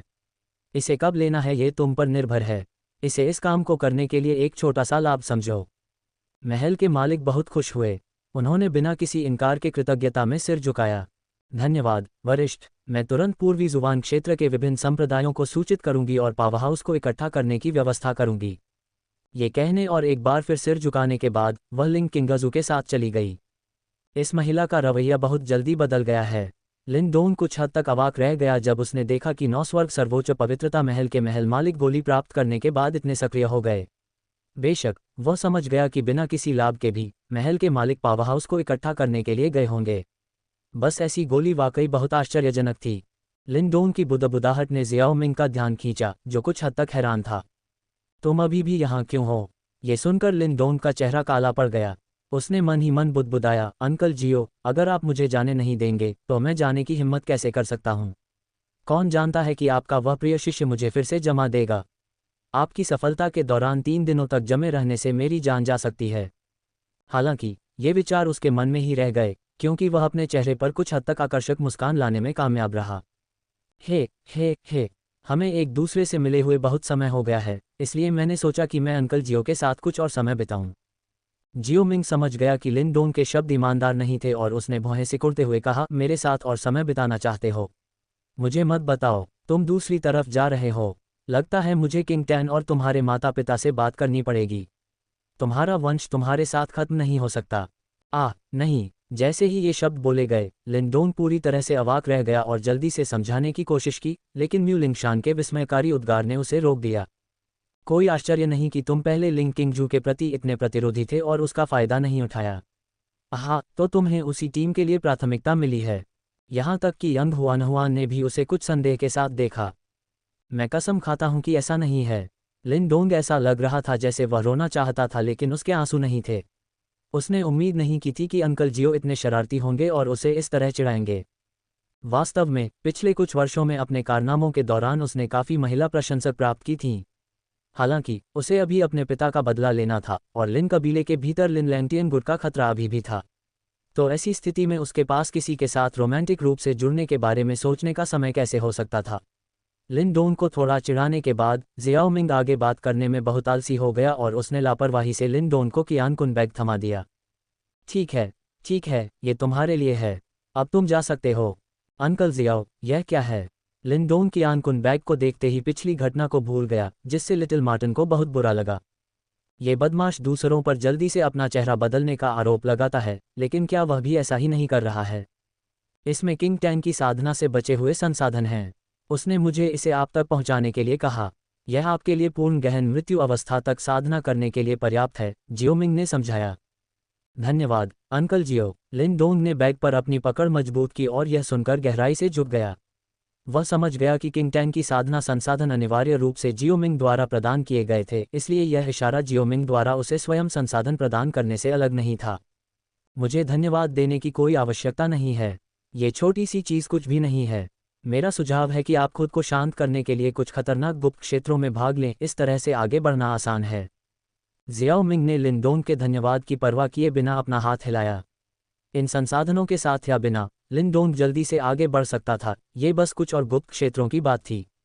भले ही उसके पिछले कार्यों का कुछ प्रभाव पड़ा हो, तियान जुवान महाद्वीप खेती के संसाधनों से समृद्ध था और गुप्त क्षेत्रों की कोई कमी नहीं थी। कोई भी प्रभाव बहुत महत्वपूर्ण नहीं होगा। जियाओ मिंग द्वारा उसे विदा करने के बाद लिन डोंग चला गया। उसने जियाओ मिंग द्वारा बताए गए शैतान के मामले के बारे में और पूछताछ नहीं की। आखिरकार वह ऐसी चीज़ नहीं थी जिसके बारे में उसे अपने वर्तमान चरण में चिंता करने की ज़रूरत थी। लिन डोंग के जाने के बाद जियाओ मिंग ने अपनी नज़र मू लिंगशान और यंग हुआनहुआन पर घुमाई। अगले 2 महीनों में हुआनहुआन, तुम प्राचीन गुरुओं को खोजने जाओगे। लिंगशान, अराजक दानव सागर में वापस जाओ और अपने पहले दादाजी से वहां गुटों को इकट्ठा करवाओ। उफ, क्या हमें वाकई लोगों को ढूंढने जाना है? ये सुनकर मू लिंगशान कुछ निराश लग रही थी। वह बाहर अपना समय बिता रही थी और घर वापस नहीं जाना चाहती थी। यंग हुआनहुआन ने भी कुछ ऐसी ही भावना साझा की। प्राचीन मास्टर्स द्वारा छोटी जूनियर बहन के रूप में संदर्भित किए जाने से उसे हमेशा ऐसा लगता था कि वह केवल एक विकल्प थी। बेशक यह आवश्यक है। पूर्वी जुबान क्षेत्र के गुटों के लिए अराजक दानव सागर और प्राचीन मास्टर की समुद्री दानव जाति तक पहुंचना चुनौतीपूर्ण है। एक बार जब आप वापस आ जाते हैं तो ऐसा नहीं है कि आप फिर से नहीं जा सकते, जियोमिंग ने मू लिंगशान के बालों को धीरे से सहलाते हुए कहा। म्यू लिंगशान ने अनिच्छा से जियाओ मिंग के तर्क को स्वीकार कर लिया। वह केवल अपनी बड़ी आंखों से उसे देख सकती थी और पूछ सकती थी, सभी कहाँ इकट्ठा होंगे? पश्चिम जुबान क्षेत्र में महान रेगिस्तान। वहाँ बहुत कम आबादी है। जियाओ मिंग ने अचानक याद किया कि वह 9 स्वर्ग सर्वोच्च पवित्रता महल के महल मास्टर को स्थान के बारे में सूचित करना भूल गया था। फिर यंग हुआनहुआन की अभिव्यक्ति को देखते हुए उसने अपना स्वर नर्म कर दिया। हुआनहुआन, आपको सीधे उनसे संपर्क करने की कोई आवश्यकता नहीं है। आप पहले अपने पिता से मिलने के लिए दाओ संप्रदाय में क्यों नहीं लौटते? उन्हें स्थान के बारे में सूचित करें और जब आप ऐसा कर रहे हों तो उन्हें उनकी सफलता में सहायता करने के लिए पुनर्जन्म की गोली दें। जहां तक प्राचीन मास्टर्स का सवाल है, आप बस अपने आइस मास्टर की शक्ति का उपयोग करके उनसे संवाद कर सकते हैं। मैं वैसा ही करूंगी जैसा आप कहेंगे, मास्टर। यंग हुआनहुआन ने सिर हिलाकर और एक गर्म मुस्कान के साथ तुरंत सहमति व्यक्त की। अब उसकी अभिव्यक्ति एक उज्ज्वल खिलते हुए फूल की तरह थी। वह अपने गुरु की देखभाल को गहराई से संजोती थी। वह कभी कभी जितनी जिद्दी हो सकती थी, वह ये भी समझती थी कि उसके गुरु ही वह व्यक्ति थे जिन्होंने उसे वर्षों तक खुद बनने की अनुमति दी थी, यहाँ तक कि आइस मास्टर की यादों को छिपाने की उसकी स्वार्थी इच्छा को भी पूरा किया था। आइस मास्टर के रूप में जागना उसकी नियति थी, जिसे बदला नहीं जा सकता था, न ही दुनिया को बचाने की भारी जिम्मेदारी। केवल उसके गुरु ही उस नियति को बदल सकते थे। वह अक्सर अपने गुरु के लिए जिता बजाती थी। उनके अलावा उसने केवल अपनी बड़ी बहन और अपने पिता के लिए जिता बजाया था। स्पष्ट रूप से अपने गुरु के लिए उसका स्नेह गहरा था। उसके गुरु की भव्य योजना वास्तव में क्या थी, वह इतना नहीं जानती थी। वह केवल ये जानती थी कि इसमें उसकी क्या भूमिका होगी। बाकी के लिए उसने कभी भी उससे पूछने की जहमत नहीं उठाई। आखिरकार उसने अपना पूरा भरोसा उस पर रखा था। ... इसके बाद सब कुछ ठीक वैसा ही हुआ जैसा कि जियाओ मिंग ने योजना बनाई थी। 9 स्वर्ग सर्वोच्च पवित्रता महल के महल मास्टर ने पूर्वी जुबान क्षेत्र गठबंधन के भीतर सभी गुटों को अपना संदेश भेजा। यंग हुआनहुआन ने संदेश की पुष्टि करने के लिए आगे कदम बढ़ाया। इसने तुरंत गंभीर ध्यान आकर्षित किया। इसके बाद ईस्ट जुबान एलायंस ने तुरंत संसार स्टेज के बुजुर्गों को अंतरिक्ष में घुसने और 4 जुबान क्षेत्रों, अराजक दानव सागर और दानव क्षेत्र में विभिन्न अधिपति जनजातियों की ओर जाने के लिए भेजा। यंग हुआनहुआन ने उनके निर्देशों का पालन किया और अन्य प्राचीन मास्टर्स के साथ संवाद करने के लिए आइस मास्टर की पुनर्जन्म शक्ति का उपयोग किया। मू लिंगशान, ये छोटी ग्रैंड आंटी, अंततः अमर ऋषि वेल कबीले में लौट आए। उसकी वापसी ने कबीले में खुशी का एक पल लाया, लेकिन उसके द्वारा लाई गई खबर ने उनकी आत्माओं को ठंडा कर दिया। अमर ऋषि वेल कबीले को यिमों की भयानक प्रतिष्ठा के बारे में अच्छी तरह से पता था। उन्होंने जल्दी से अन्य समुद्री दानव कबीलों के साथ गठबंधन की मांग की और अराजक दानव सागर के भीतर मानव गुटों को सूचित किया। नतीजतन अराजक दानव सागर के शीर्ष लड़ाकू बल का एक महत्वपूर्ण हिस्सा जुटाया गया और पश्चिम जुवान क्षेत्र में महान रेगिस्तान की ओर बढ़ गया। हालांकि दानव क्षेत्र में इस तरह के बड़े पैमाने पर लामबंदी नहीं हुई। केवल ड्रैगन जनजाति, स्वर्गीय राक्षसी माटन जनजाति और उनके संबद्ध गुटों ने कुछ मजबूत अभ्यासियों को भेजा। स्वर्गीय राक्षसी माटन जनजाति अनंत ब्रह्म दानव फूल के साथ हाल ही में हुई घटना के बाद भी सतर्क थी और उसने अपने कई मजबूत अभ्यासियों को नहीं भेजा। मजबूत अभ्यासियों की बड़ी भीड़ ने स्वाभाविक रूप से छाया में छिपे यमो संगठन का ध्यान आकर्षित किया, जिसे शैतान जेल के रूप में जाना जाता है। अंधकार के क्षेत्र में जहां अंतहीन बुराई धीरे धीरे बह रही थी, कोई भी इस अंधेरे के भीतर टिमटिमाती कुछ छायाओं को स्पष्ट रूप से देख सकता था। हर कोई हाल की घटनाओं से अवगत है ना? अंधेरे से एक कर्कश आवाज उभरी और धीरे धीरे फैल गई। क्या आप उन मजबूत अभ्यासियों का जिक्र कर रहे हैं जो अचानक पश्चिम जुवान क्षेत्र में एकत्र हुए थे? एक और भयावह आवाज ने उत्तर दिया। कारण निर्धारित किया गया है। अध्याय 616, एक शैतान का निर्माण, सील करना। मानव ऊपरी क्षेत्रों में छिपे हुए गुप्त एजेंटों ने रिपोर्ट की है कि ग्रेट वेस्ट जुवान रेगिस्तान में जल्द ही एक भयानक शैतान उभरेगा, भयावह आवाज ने धीरे से कहा। एक भयानक शैतान? क्या ये हमारे यमो प्रकार का कोई है? इतने सारे शक्तिशाली व्यक्तियों को संगठित करने की क्या वजह हो सकती है? एक और आवाज ने उलझन में पूछा।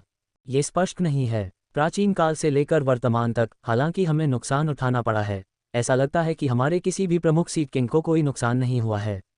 इसके अलावा हमारी सेनाएं सबसे ज्यादा वेस्ट जुवान क्षेत्र में केंद्रित हैं।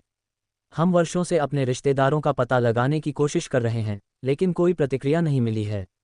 यह कोई मतलब नहीं रखता कि वे बिना हमारी जानकारी के किसी शैतान के उभरने का पता लगा सकते हैं। क्या ये कोई जाल हो सकता है? 5 साल पहले पूर्वी जुवान क्षेत्र में एक बहुत शक्तिशाली साधक प्रकट हुआ। उसने महान विनाश की पट्टिका को पुनः प्राप्त किया और दाओ संप्रदाय की लड़की को, जिसे आइस मास्टर का पुनर्जन्म माना जाता है, अपना शिष्य बना लिया। आइस मास्टर के लिए अपनी याददाश्त वापस पाने के लिए 5 साल का समय पर्याप्त है। अन्य प्राचीन गुरुओं और उन शक्तिशाली साधकों का तो कहना ही क्या। इस आवाज में आशंका का संकेत था। एक जाल, यह एक संभावना है, भयावह आवाज ने उत्तर दिया। तो क्या हम इस मामले पर कार्रवाई करने जा रहे हैं?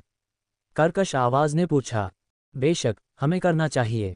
केवल हमें ही संदेह नहीं है, यहाँ तक कि तियान जुवान महाद्वीप के शक्तिशाली साधक भी संदेह में हैं। संगठित शक्तिशाली साधकों की संख्या इतनी अधिक नहीं है। यदि कोई अवसर है तो हम उन सभी को एक ही झटके में समाप्त कर सकते हैं। के तो ये तय है। चलो अपनी ताकत जुटाते हैं। जैसे ही विभिन्न गुट एक साथ आ रहे थे, ग्रेट वेस्ट जुवान रेगिस्तान के केंद्र के ऊपर आसमान में अचानक एक आकृति दिखाई दी।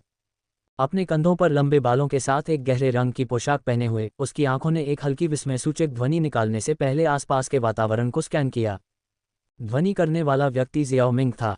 वह आश्चर्यचकित लग रहा था जब उसने कहा, ये इमो वास्तव में तेजी से आगे बढ़ते हैं। ऐसा लगता है कि उन्हें पहले ही खबर मिल गई है और वे ग्रेट वेस्ट जुवान रेगिस्तान के केंद्र में पहुंच गए हैं। जियाओ मिंग की आंखों में, हालांकि पश्चिम जुवान क्षेत्र धधकते सूरज के नीचे एक विशाल रेगिस्तान के रूप में दिखाई दिया, इस राजसी दृश्य के नीचे वास्तव में कोनों से राक्षसी क्यूई की कई अंधेरी धाराएं उठ रही थीं। ये राक्षसी क्यूई बेहद सूक्ष्म और छिपी हुई थी। केवल उसकी ताकत वाला कोई ही इसे पहचान सकता था।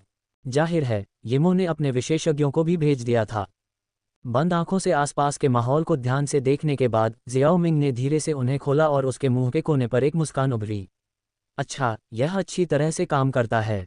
इन यमों के यहाँ इकट्ठा होने से बाद में उन सभी का एक साथ ख्याल रखना सुविधाजनक होगा।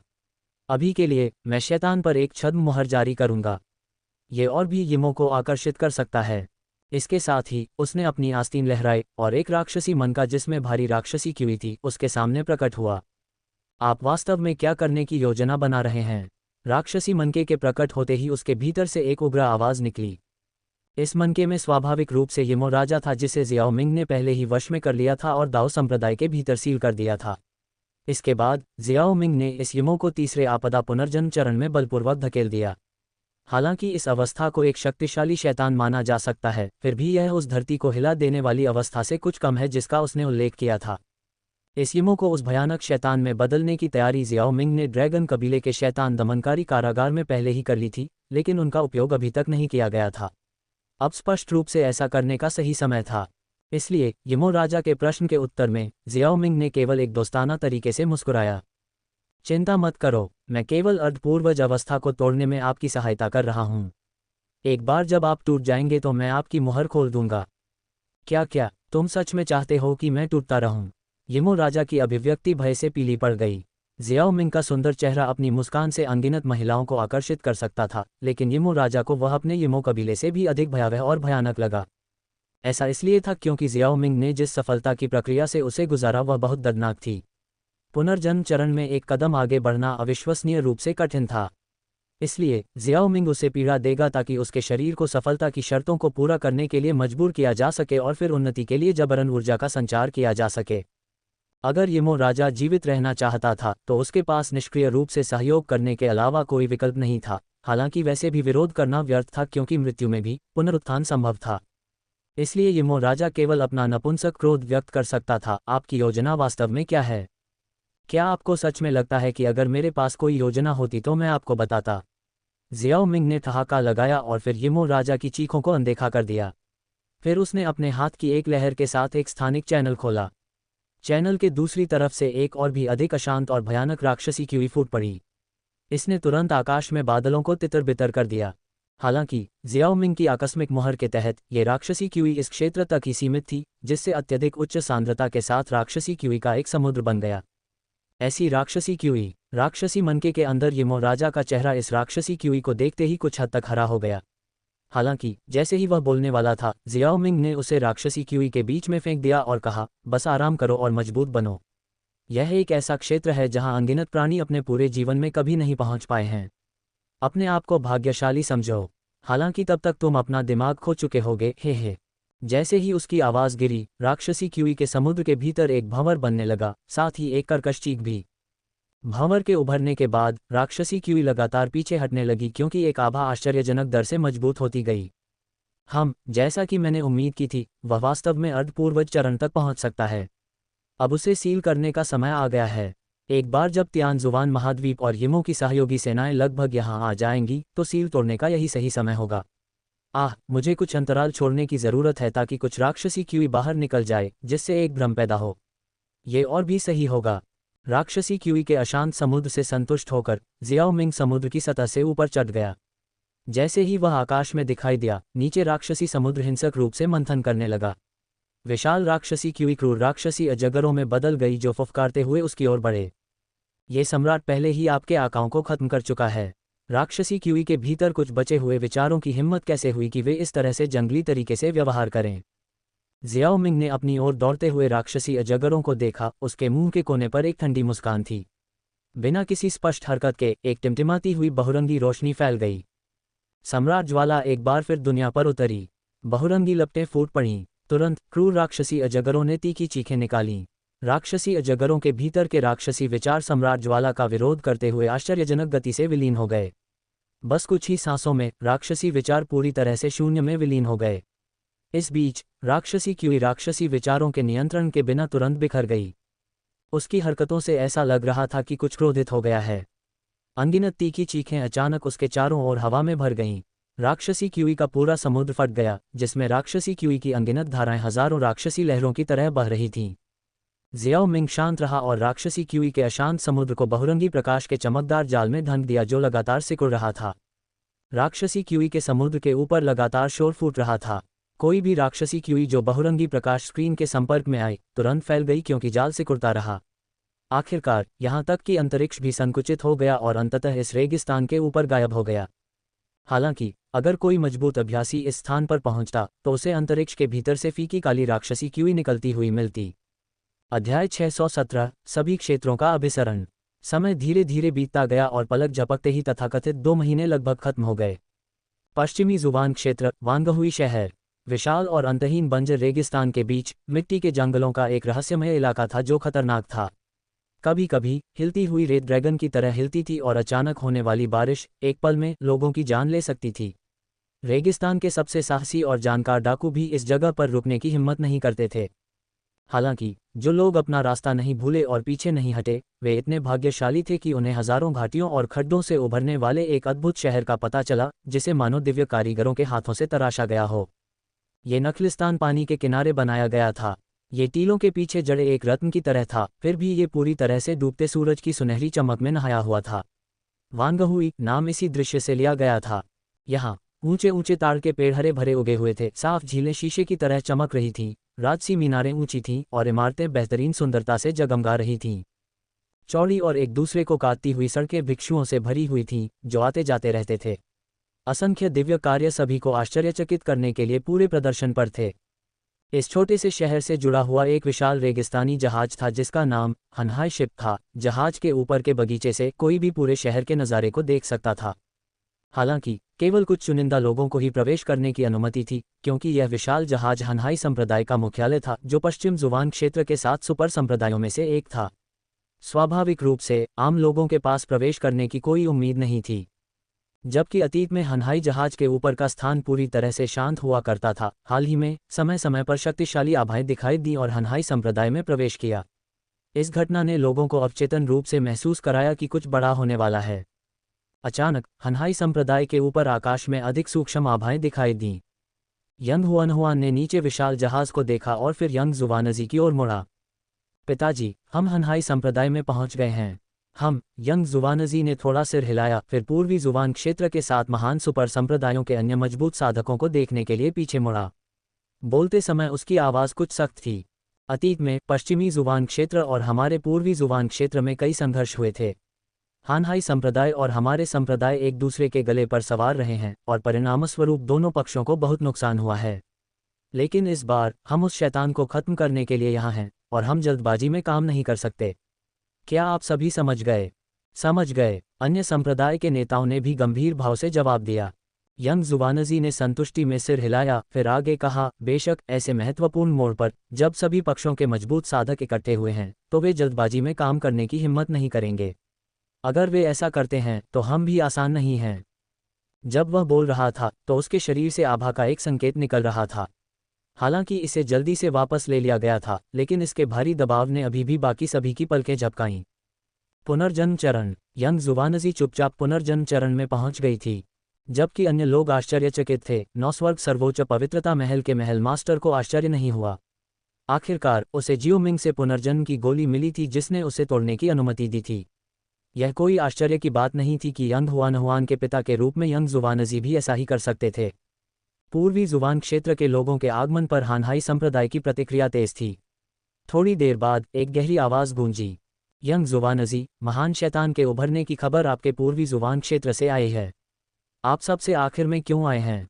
ये शब्द कहे जाने के बाद एक गंजा नंगे सीने वाला आदमी जो सिर्फ ढीली पैंट पहने हुए था सबके सामने आया। मोसालुओ, अभी नियत समय नहीं आया है। इतनी जल्दी क्या है? आखिरकार महान शैतान के अवतरण का सीधा असर आपके पश्चिमी जुवान क्षेत्र पर सबसे ज्यादा पड़ता है। हम यहाँ आपके हनहाई संप्रदाय की मदद करने आए हैं, इसलिए बेहतर होगा कि आप विनम्रता से बात करें। अगर ऐसा है तो ये सबसे अच्छा है। अन्यथा अगर कोई महान शैतान नहीं है तो न केवल पश्चिमी जुवान क्षेत्र के पास कहने के लिए कुछ नहीं होगा, बल्कि आपका पूर्वी जुवान क्षेत्र भी अन्य क्षेत्रों के क्रोध से बच नहीं पाएगा। मोसालुओ ने संकुचित आंखों से उत्तर दिया। मेरे पीछे आओ, सभी पहले से ही अंदर हैं। ये शब्द कहते हुए वह सीधे नीचे हनहाई संप्रदाय की ओर उड़ गया। यंग जुवानजी और अन्य लोग जल्दी से उसके पीछे चले गए। अंदर हनहाई जहाज बाहर से दिखने वाले से कहीं ज्यादा बड़ा था, क्योंकि इसने अपना खुद का स्थान बनाया था। फिर भी यह एक रेगिस्तानी दृश्य जैसा था जिसमें बीच में सिर्फ एक हरा क्षेत्र था। हर एक क्षेत्र के केंद्र में एक भव्य हॉल था। अंदर जाने पर उन्होंने दोनों तरफ बहुत शक्तिशाली व्यक्तियों को बैठे हुए पाया। उनमें से यंग हुआनहुआन ने किंग टैन और म्यू लिंगशान को देखा। King tan palace of darkness के कुलीन सदस्यों में से एक था, जबकि म्यू लिंगशान अमर ऋषि वेल कबीले समूह का हिस्सा था। हालांकि सभी एकत्रित कुलीन लोगों में सबसे ज्यादा ध्यान खींचने वाली 5 आकृतियां थीं, जिनकी आभा अथाह रूप से गहरी थी। यंग हुआनहुआन और अन्य लोगों को आते देख ये 5 आकृतियां खड़ी हो गईं। सामने वाली ने उसे पुकारा भी, छोटी जूनियर बहन। वे जो उसे इस तरह से संबोधित करेंगे वे स्वाभाविक रूप से प्राचीन गुरु थे। यंग हुआनहुआन और मृतक भक्षण गुरु के अलावा जीवन मृत्यु गुरु को छोड़कर अन्य 5 प्राचीन गुरु यहाँ एकत्रित थे। यंग हुआनहुआन, जो किंग टैन और म्यू लिंगशान का अभिवादन करने वाली थी, ने उनकी पुकार सुनकर तुरंत भौहें सिकोड़ लीं और ठंडे स्वर में उत्तर दिया, मेरा नाम यंग हुआनहुआन है। डार्कनेस मास्टर को छोड़कर सभी प्राचीन गुरु एक पल के लिए स्तब्ध रह गए। यंग हुआनहुआन की आभा पुनर्जन्म चरण तक पहुंच गई थी और उसे अपनी कुछ यादें वापस मिल जानी चाहिए थीं। वह अभी भी उनके द्वारा पुकारे जाने के तरीके के प्रति इतनी प्रतिरोधी क्यों थी? हालांकि दूर की यादों से ठंडे चेहरे का सामना करते हुए फ्लेम मास्टर केवल एक कड़वी मुस्कान दे सकता था और जवाब में सिर हिला सकता था। ठीक है, यंग हुआनहुआन, क्या वह वरिष्ठ अभी तक यहाँ आ गया है? हम उसे क्यों नहीं देख पा रहे हैं? मेरे गुरु नहीं आए हैं? फ्लेम मास्टर और अन्य लोग स्पष्ट रूप से चौंक गए और तुरंत पूछा, तो क्या यह महान शैतान वास्तविक है? दरअसल जब प्राचीन गुरुओं को एक महान शैतान के उभरने का संदेश मिला तो उन्होंने शायद ही इस पर कोई ध्यान दिया हो। वे प्राचीन काल से ही यिमों से टकराते रहे थे। उन्होंने कौन सा महान शैतान नहीं देखा था? आज के तियानजुवान महाद्वीप पर किस तरह का महान शैतान दिखाई दे सकता है जिसके बारे में उन्हें पता न हो? ये तो नामुमकिन ही था, है न? हालांकि जब यंग हुआनहुआन ने कहा कि यह जियाओ मिंग ही था जिसने जानकारी दी थी तो वे कुछ हद तक अनिश्चित हो गए। आखिरकार जियाओ मिंग की ताकत को देखते हुए यह असंभव था कि वह उन्हें धोखा दे। इसलिए मिश्रित भावनाओं के साथ वे जियाओ मिंग से स्पष्टीकरण मांगने के इरादे से पश्चिम जुबान क्षेत्र में आए। लेकिन अब जियाओ मिंग अप्रत्याशित रूप से मौजूद नहीं था। इससे वे पूरी तरह से भ्रमित हो गए। प्राचीन गुरुओं से सवाल सुनकर दूसरों का ध्यान भी आकर्षित हुआ। यह उनके लिए भी चिंता का विषय था। बेशक ये सच है, आप सभी को धोखा देने से मेरे गुरु को क्या लाभ होगा? यंग हुआनहुआन ने भीड़ पर अपनी नज़र घुमाई। हाँ, बड़े भाई, निश्चित रूप से आप सभी को धोखा नहीं देंगे। पहले दादाजी निश्चिंत रहें, मुलिंगशान ने अपने आसपास के लोगों से भी कहा। उसने अपने बगल में सफ़ेद बाल और दाढ़ी वाले एक बुजुर्ग व्यक्ति की आस्तीन भी खींची। बुजुर्ग व्यक्ति दुबला पतला था। उसने अपनी दाढ़ी को सहलाया और जवाब में कुछ नहीं कहा। हालांकि उसके बगल में एक लंबा और सुंदर आदमी ने मुलिंगशान के सिर पर थपथपाया। तुम बात करने वाले हो? तुम सालों से मौज मस्ती करते हुए इधर उधर भागते रहे हो। अगर तुम वापस लाई गई उस गोली की प्रभावशीलता के लिए नहीं होते तो हम समुद्री दानव जाति को यहाँ आने के लिए नहीं बुलाते। अपना सिर थपथपाए जाने पर मुलिंगशान ने अपनी आंखें घुमाईं और चुपचाप बड़बड़ाया कि उसे अपने तीसरे दादाजी को बाद में पुनर्जन्म की गोली के बजाय वह सफलता की गोली देनी चाहिए थी जिसके लिए पिटाई की जरूरत थी। दूसरे क्षेत्रों के लोगों ने उनकी बातचीत सुनी। प्राचीन गुरुओं की पुष्टि के साथ ये स्पष्ट हो गया कि एक सुपर शक्तिशाली अभ्यासी ने पुष्टि की थी कि एक महान शैतान उतरेगा। और चूंकि यह साधक बहुत सम्मानित था, इसलिए जो लोग कभी जियाओ मिंग से नहीं मिले थे वे इस खबर को गंभीरता से लेने लगे। हालांकि स्थिति की गंभीरता सभी को समझ में आने लगी। पहले तो वे सावधानी से आए थे, अब उन्हें इस बात की चिंता होने लगी कि क्या वे अपने साथ पर्याप्त ताकत लेकर आए हैं। आखिरकार वे अपने सभी मजबूत साधकों को लेकर नहीं आए थे। अध्याय 618 शैतान आखिरकार उभरता है। ड्रैगन जनजाति के नेता युआन कियान ने विभिन्न क्षेत्रों के मजबूत साधकों के चेहरों पर चिंता देखी और उन्हें आश्वस्त करने के लिए बोलने से पहले एक पल के लिए सोचा। सभी कृपया निश्चिंत रहें। श्री जियाओ असाधारण रूप से बुद्धिमान हैं। चूंकि उन्होंने हमें यहाँ इकट्ठा होने के लिए कहा है, इसलिए मुझे यकीन है कि समस्या का समाधान हो सकता है। इसके अलावा अगर कुछ भी गलत होता है तो मेरा मानना है कि श्री जियाओ सिर्फ खड़े होकर कुछ नहीं करेंगे। हालांकि इस कथन ने सभी के दिलों में चिंता को कम करने में कोई मदद नहीं की। आखिरकार उनमें से अधिकांश ने पहले कभी इस तथाकथित श्री जियाओ से मुलाकात नहीं की थी। वह कितना शक्तिशाली हो सकता है? ये संभव है कि यह सुपर मजबूत साधक केवल धारणा में कुशल था। ये ध्यान दिया जाना चाहिए कि यहाँ हर कोई एक सुपर मजबूत साधक माना जा सकता है। इसके अलावा अब सभा में अधिकांश प्राचीन गुरुओं के साथ साथ पुनर्जन्म चरण से ऊपर के तियानजुवान महाद्वीप के मजबूत साधकों का एक बड़ा हिस्सा शामिल था। अगर ऐसा समूह महान शैतान को संभाल नहीं सकता तो एक व्यक्ति इसे कैसे हल कर सकता है? क्या श्री जियाओ संभवतः उन सभी से अधिक शक्तिशाली हो सकते हैं? बेशक महान शैतान के उभरने के साथ उन्हें अपनी व्यक्तिगत इच्छाओं की परवाह किए बिना उसका सामना करना पड़ा। जबकि वे प्रत्येक अपने विचारों को पाल रहे थे, उन्होंने उन्हें जोर से बोलने से परहेज किया। आखिरकार उनकी उम्र हो जाने के बाद श्री जियाओ को अनावश्यक रूप से अपमानित करने की कोई ज़रूरत नहीं थी, जो अत्यधिक सम्मानित प्रतीत होते थे। इसलिए नज़रों का आदान प्रदान करने के बाद उन्होंने और कुछ नहीं कहने का फैसला किया। फ्लेम मास्टर ये दृश्य देखने के बाद खड़े हुए और कहा, चूंकि कहने के लिए और कुछ नहीं है, चलो सभी तैयार हो जाते हैं। कल हम ग्रेट वेस्ट जुबान रेगिस्तान की गहराई में जाएंगे। 2 महीने की अवधि समाप्त हो गई है और वह दिन आने वाला है जब शैतान अपनी मुहर तोड़ देगा।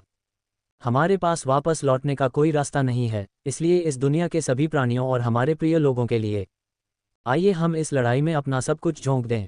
ग्रेट वेस्ट जुबान रेगिस्तान। ये वेस्ट जुबान क्षेत्र का सबसे बड़ा क्षेत्र था। अतीत में इस पर पीली रेत का अंतहीन विस्तार फैला हुआ था, लेकिन अब वह रेत गहरे काले रंग में बदल गई थी।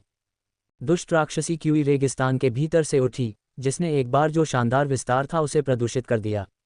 रेगिस्तान के केंद्र में चिपचिपी राक्षसी क्यूई ने क्षेत्र को घेर लिया और राक्षसी कोहरे के भीतर अनगिनत लाल क्रूर आंखें चमकती हुई दिखाई दे रही थीं। राक्षसी क्यूई के सबसे सघन केंद्र में कई काली आकृतियां ऊंची खड़ी थीं। उनकी निगाहें एक जगह पर टिकी हुई थीं जहां दरारें बन रही थीं। वहां वे एक जबरदस्त दमनकारी शक्ति को धीरे धीरे आते हुए महसूस कर सकते थे। यह आखिरकार उतर रहा है। मैंने कभी नहीं सोचा था कि यह तथाकथित शैतान हमारे यमो जनजाति का विशेषज्ञ होगा। इस राक्षसी क्यूई को नकली नहीं बनाया जा सकता है और यह दमनकारी भावना मेरी तुलना में कई गुना अधिक मजबूत है। मुझे आश्चर्य है कि यह कौन हो सकता है। उनमें से अग्रणी व्यक्ति ने हल्की हंसी उड़ाई। उसने किनारों पर सोने के पैटर्न के साथ एक काले रंग का लबादा पहना हुआ था। उसका रूप बहुत सुंदर था, फिर भी उसके चेहरे पर एक अवर्णनीय दुष्ट आभा थी।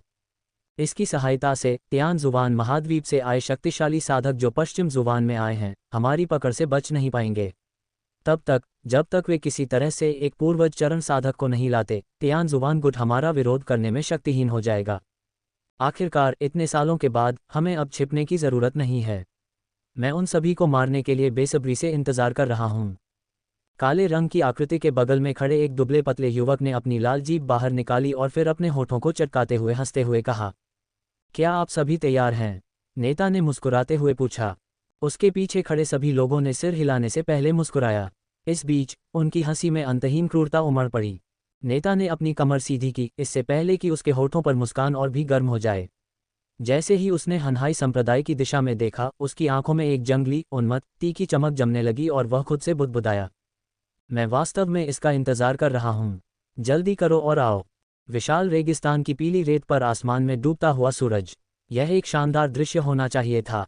हालांकि ये स्थान वर्तमान में राक्षसी क्यूई के घूमने से अस्पष्ट था। समय समय पर अनगिनत तीखे चीखें सुनी जा सकती थीं, जो इस राजसी दृश्य में दुख का एक अतिरिक्त स्पर्श जोड़ रही थीं। धमाका। ये दृश्य अज्ञात समय तक जारी रहा, इससे पहले कि आकाश अचानक कांप उठा। विशाल रेगिस्तान को भरने वाली राक्षसी क्यूई कांपने लगी, मानो उस पर कोई असर हुआ हो। फिर क्षितिज पर अचानक एक काली रेखा दिखाई दी और तेजी से फैल गई। कुछ ही मिनटों में यह महान रेगिस्तान को चारों ओर से घेरने वाले लोगों के अंतहीन समुद्र में बदल गया। Swoosh swoosh swoosh. अनगिनत तेज हवा की आवाज़ें लगातार आसमान में गूंज रही थीं। हजारों लाखों लोगों की संयुक्त ताकत और दृढ़ युद्ध की मंशा ज्वार की लहर की तरह उमड़ पड़ी। यह इतना भयावह दृश्य था कि यह किसी की भी रूह कंपा सकता था। जाहिर है, प्रत्येक क्षेत्र द्वारा लाई गई सेनाएं अपने आप में बहुत बड़ी नहीं थीं, लेकिन साथ मिलकर वे बहुत बड़ी संख्या में थीं। रेगिस्तान में व्याप्त राक्षसी क्यूई को इस आश्चर्यजनक युद्ध इरादे के दबाव में लगातार पीछे धकेला जा रहा था। रुको। मुख्य गठन के भीतर यंग हुआनहुआन ने अपनी आंखों के सामने दिखाई देने वाले विशाल रेगिस्तान को देखा। उसकी सुंदर आंखों में एक ठंडी चमक उभरी, क्योंकि उसका ठंडा आदेश सहयोगी बलों में गूंज रहा था। तैयार हो जाओ और राक्षसी क्यूई को मिटा दो। समझ गए? अनगिनत आवाजें एक साथ चिल्लाईं। फिर युआन पावर की एक बड़ी मात्रा बह गई और सीधे महान रेगिस्तान में घुस गई। मूल रूप से जेट ब्लैक रेगिस्तान अपने मूल रंगों को फिर से हासिल करना शुरू कर दिया, क्योंकि युआन पावर बह गई और यहां तक कि आसमान भी थोड़ा साफ हो गया। ये बताना असंभव था कि सहयोगी सेनाएं कहां से शुरू हुईं और कहां खत्म हुईं। सिर से पूंछ तक जुड़ी हुई युद्ध संरचनाएं धीरे धीरे महान रेगिस्तान के केंद्र के पास पहुंचते ही पंखे की तरह फैलने लगीं। वहां एक अंधेरा पर्दा पड़ा था, जैसे नरक की गहराइयों से कोई राक्षस निकलकर चुपचाप रेंग रहा हो। फिर भी उसमें से एक दिल को धड़काने वाली आभा निकल रही थी। यहां तक कि मित्र राष्ट्रों की राक्षसी युद्ध की मंशा भी उस आभा के सामने सुस्त पड़ गई। क्या ये वह स्थान था जहां राक्षस उभरने वाला था? हर कोई उस विशाल पर्दे से सैकड़ों मील दूर रुक गया। प्रत्येक क्षेत्र के नेता गंभीर भाव से उस स्थान की ओर देखने लगे। ये राक्षस वास्तव में भयानक था। अपने उभरने से पहले ही इसने ऐसी घटना को अंजाम दिया था। इसका वास्तविक उद्भव अकल्पनीय होने का डर था। धमाका। इससे पहले कि कोई कुछ सोच पाता, दुनिया अचानक टूटने की तीखी आवाज से गूंज उठी। धीरे धीरे भंवर बनते ही काला पर्दा शीशे की तरह टूट गया। चिपचिपा राक्षसी क्यूई उग्र रूप से फट गया। ये देखकर सभी के भाव बदल गए। यह आ रहा था। सभी की चौकस निगाहों के सामने 13 भुजाओं वाला और अनगिनत शल्कों से ढका शरीर वाला एक विशालकाय प्राणी धीरे धीरे उभरा। ऐसा लग रहा था मानो उसकी उपस्थिति से आसमान भी फट रहा हो। करीब से देखने पर सभी के चेहरे के भाव एक बार फिर बदल गए। वे तराजू नहीं बल्कि चेहरे थे, जिनमें से प्रत्येक भयानक रूप से विचित्र था। उनके अनगिनत होठों की हर हरकत के साथ एक अवर्णनीय भयावह राक्षसी क्यूई भीतर से निकलती थी। इस राक्षसी क्यूई के नीचे धरती कांप उठी। यह एक ऐसी शक्ति थी जो वास्तव में दुनिया को नष्ट करने में सक्षम थी। इस राक्षसी क्यूई के आतंक को महसूस करते हुए फ्लेम मास्टर और अन्य लोगों के भाव गंभीर हो गए। कोई आश्चर्य नहीं कि मिस्टर जियो ने इतने सारे लोगों को बुलाया था, ये शैतान निश्चित रूप से पूर्वज चरण तक पहुंचने की कगार पर होगा। अध्याय 619 स्वर्ग सीट राजा। राक्षसी क्यूई ने विशाल रेगिस्तान के ऊपर पूरे आकाश को लगभग अस्पष्ट कर दिया और पूरे पश्चिम जुबान क्षेत्र को भी प्रभावित किया। अंतहीन राक्षसी क्यूई के नीचे शैतान ऐसा लग रहा था जैसे वह किसी दूसरे क्षेत्र से आया विध्वंसक हो। इसकी पूरी तरह से बुरी आभा ने सहयोगी सेनाओं के रंग उड़ा दिए। फ्लेम मास्टर और अन्य लोगों ने इस दृश्य को बदसूरत चेहरों के साथ देखा, जिसके बाद उन्होंने अपना सिर दूर आकाश की ओर घुमाया जहां अचानक अंतरिक्ष खुल गया। वहां राक्षसी क्यूई एक काले वस्त्र पहने सुंदर आकृति के रूप में धीरे धीरे उभरी। उसने सहयोगी सेनाओं को आकाश और चीखते हुए शैतान को हल्की मुस्कान के साथ देखा। उसकी कोमल आवाज लगभग पूरे रेगिस्तान में गूंज उठी। हाँ, आखिरकार सभी यहाँ आ गए हैं। मैं यहाँ लंबे समय से इंतजार कर रहा था। सहयोगी सेनाओं के भीतर से प्रकाश की कई धारियां निकलीं। यंग हुआन की बर्फीली नीली आंखें सुंदर काले आकृति को देख रही थीं जिसके चेहरे पर एक अवर्णनीय बुराई थी। उसने थोड़ा भौहें सिकुड़ी और पूछा, तुम कौन हो? स्वर्ग सीट राजा। इससे पहले कि काली आकृति जवाब दे पाती, फ्लेम मास्टर और अन्य लोगों के चेहरे पर गहरे रंग के भाव उभर आए। जब उन्होंने नए व्यक्ति का नाम लिया तो उनके चेहरे पर एक मजबूत हत्या का इरादा चमक उठा। उन्हें उम्मीद नहीं थी कि वे उससे यहाँ सभी जगहों पर मिलेंगे। हाँ, एक सहस्राब्दी बीत गई है और फिर भी आइस मास्टर, आप हमेशा की तरह तेजस्वी बने हुए हैं, प्रशंसा के योग्य हैं। हालांकि ऐसा लगता है कि आपके पुनर्जन्म में कुछ समस्याएं आई हैं, आपकी यादें और ताकत वापस नहीं आई हैं, है न? आप अपनी ताकत वापस पाए बिना मेरे यिमो जनजाति से कैसे मुकाबला करने का इरादा रखते हैं? स्वर्ग सीट राजा ने ऊपर आसमान में यंग हुआन को देखते हुए थोड़ा हंसा। अपनी बात खत्म करने के बाद वह एक पल के लिए रुका। उसकी नज़र अजीब तरह से 13 भुजाओं वाले शैतान पर चली गई जो अपनी सील तोड़ने के बाद भी राक्षसी क्यूई खा रहा था। फिर उसने अपना सिर हिलाया और जारी रखा, मैंने पहले गलत कहा था। अगर तुम अपनी ताकत वापस पा भी लो तो भी तुम हमारा विरोध नहीं कर पाओगे। आखिरकार ये हमारे यिमो जनजाति का एक अर्धपूर्वज स्तर का शक्तिशाली प्राणी है। क्या अर्धपूर्वज? ये राक्षस इतना शक्तिशाली है? ऐसा नहीं हो सकता। स्वर्ग सीट राजा के शब्द छिपे नहीं थे और पूरे सहयोगी बलों में फैल गए। हर किसी की अभिव्यक्ति में भारी बदलाव आया। उन्हें पता था कि राक्षस उस समय से शक्तिशाली था जब उसने सील तोड़ी थी। हालांकि उन्हें अब तक उसकी सटीक ताकत का स्पष्ट अंदाजा नहीं था। आखिरकार पुनर्जन्म चरण के अभ्यासियों के बीच भी प्रत्येक चरण के बीच का अंतर बहुत बड़ा था। पुनर्जन्म चरण और अर्धपूर्वज चरण के बीच की खाई का तो जिक्र ही नहीं। जब असमानता एक निश्चित परिमाण तक पहुंच गई तो कमजोर के लिए मजबूत की ताकत को महसूस करना भी मुश्किल हो गया। केवल तीसरे आपदा पुनर्जन्म चरण में मौजूद लोग ही राक्षस की भयावहता को सही मायने में समझ सकते थे। इसलिए जब स्वर्ग सीट राजा ने राक्षस के विशिष्ट क्षेत्र का खुलासा किया तो हर कोई हिल गया और उनके चेहरे अविश्वसनीय रूप से बदसूरत हो गए। हालांकि एक भी व्यक्ति में कोई लक्षण नहीं दिखा। पीछे हटो। जो लोग ग्रेट वेस्ट जुबान रेगिस्तान में जाने की हिम्मत करते थे वे पहले से ही मौत का सामना करने के लिए खुद को तैयार कर चुके थे। सच कहूं तो इतने सालों से लड़ने के बाद मैं थोड़ा थक गया हूं। क्यों ना हम हाथ मिलाएं और इस बार संघर्ष को खत्म कर दें। मैं आपको आश्वासन देता हूं कि आप सभी सुरक्षित रहेंगे। आप क्या कहते हैं? आश्चर्यचकित आवाज़ों ने स्वर्ग के राजा को कुछ हद तक प्रसन्न किया क्योंकि उसने मुस्कुराते हुए सुझाव दिया। सच कहूं तो वह खुद भी इस शैतान से कुछ हद तक हैरान था, लेकिन वास्तविकता उसके सामने थी और वह इसके बारे में ज़्यादा सोचने की जहमत नहीं उठा सकता था। आखिरकार ऐसा नहीं था कि निचले विमानों के ये लोग संभवतः उसके यिमो जनजाति के सदस्य को नियंत्रित कर सकते थे। गंदे लोग, तुम सभी को इस दुनिया से भाग जाना चाहिए। ये जगह तुम्हारी नहीं है। यंग हुआन ने अपनी बड़ी आंखें उठाईं और ठंडे स्वर में कहा। स्वर्ग के राजा मुस्कुराए। उसने अपना सिर उठाया क्योंकि उसकी नज़र क्षितिज में घुस गई थी। वापस जाओ, हम भी ऐसा ही करना चाहते हैं। तुम विमानों के बीच की दरार को खोलने में हमारी मदद क्यों नहीं करते और हमें वापस जाने की अनुमति क्यों नहीं देते? एक बार जब तुम सभी शुद्ध हो जाओगे तो तुम्हारी आत्माएं जहां भी तुम जाना चाहो वहां वापस जा सकेंगी, फ्लेम मास्टर ने उदासीनता से कहा। आह, तुम लोग पहले की तरह ही असभ्य हो। इतने सालों के बाद भी तुम में से कोई नहीं बदला है। स्वर्ग के राजा के बगल से हंसी निकली। एक काला कोहरा घूम गया और कुछ आकृतियां दिखाई दीं। युवा दिखने वाले दूसरे सीट के राजा ने फ्लेम मास्टर की ओर अपना सिर हिलाया और टिप्पणी की। तुम्हारी चीजें वास्तव में मरने वाली नहीं लगतीं। स्थानिक मास्टर ने इन परिचित चेहरों को देखा और अनजाने में ठहाके लगाकर हंसा। इसी तरह यंग हुआन की खूबसूरत आंखें ठंडी रहीं, कोई भावना नहीं दिखाई दी। उसने स्वर्ग के राजा की ओर देखा और धीरे से कहा, निश्चिंत रहो, इस बार इस युद्ध का अंत होना चाहिए जो हजारों सालों से जारी है। तुम सभी को दूसरा मौका नहीं मिलेगा। अभी जैसी स्थिति है, मुझे स्वीकार करना होगा कि मैं अभी भी कठोर बात करने की तुम्हारी क्षमता की प्रशंसा करता हूँ। स्वर्ग के राजा ने अपना सिर हिलाते हुए मुस्कुराया। इसके तुरंत बाद उसने अपना हाथ हल्के से हिलाया। बाहर आओ, शैतान जेल। चूंकि वे केवल जुर्माना पीने के लिए टोस्ट लेने से मना करते हैं, तो आइए हम सब मिलकर उन्हें उनकी अंतिम यात्रा पर भेजें। गड़गड़ाहट। उसके हाथ हिलाने पर रेगिस्तान अचानक हिंसक रूप से हिल गया। उसके बाद सभी ने रेगिस्तान में धरती को फटते हुए देखा और चिपचिपा राक्षसी कीवी तरल की तरह बाहर निकल आया। अनगिनत यमों ऐसे निकले जैसे कि नरक से रेंगते हुए निकल रहे हों और जल्दी से रेगिस्तान के दूसरी तरफ फैल गए। इन यमों की संख्या इतनी विशाल थी कि उन्हें गिनना असंभव था। राक्षसी आकृतियां किसी की दृष्टि के छोर तक फैली हुई थीं। स्पष्ट रूप से स्वर्गसीट राजा ने भी एक बड़ी ताकत इकट्ठी की थी। ऐसा लग रहा था कि यह लाइनअप सहयोगी बलों से कमजोर नहीं था। धमाका। ऐसा लगता है कि हर कोई यहाँ है। अराजकता मास्टर ने उन यमों को देखा और कहा, जैसे उसके चेहरे पर एक ठंडी अभिव्यक्ति चमक उठी। स्वर्ग सीट राजा से निपटना मेरा काम है। शैतान जेल के बाकी सबसे ताकतवर सदस्य और उनकी सेना को तुम्हें संभालना है। यंग हुआन ने अपना सिर घुमाया। उसने फ्लेम मास्टर, युआन कियान, मूतियान और अन्य लोगों की ओर देखा और कहा, नहीं, तुमने अभी तक अपनी ताकत पूरी तरह से हासिल नहीं की है। चलो स्वर्ग सीट राजा का ख्याल रखते हैं।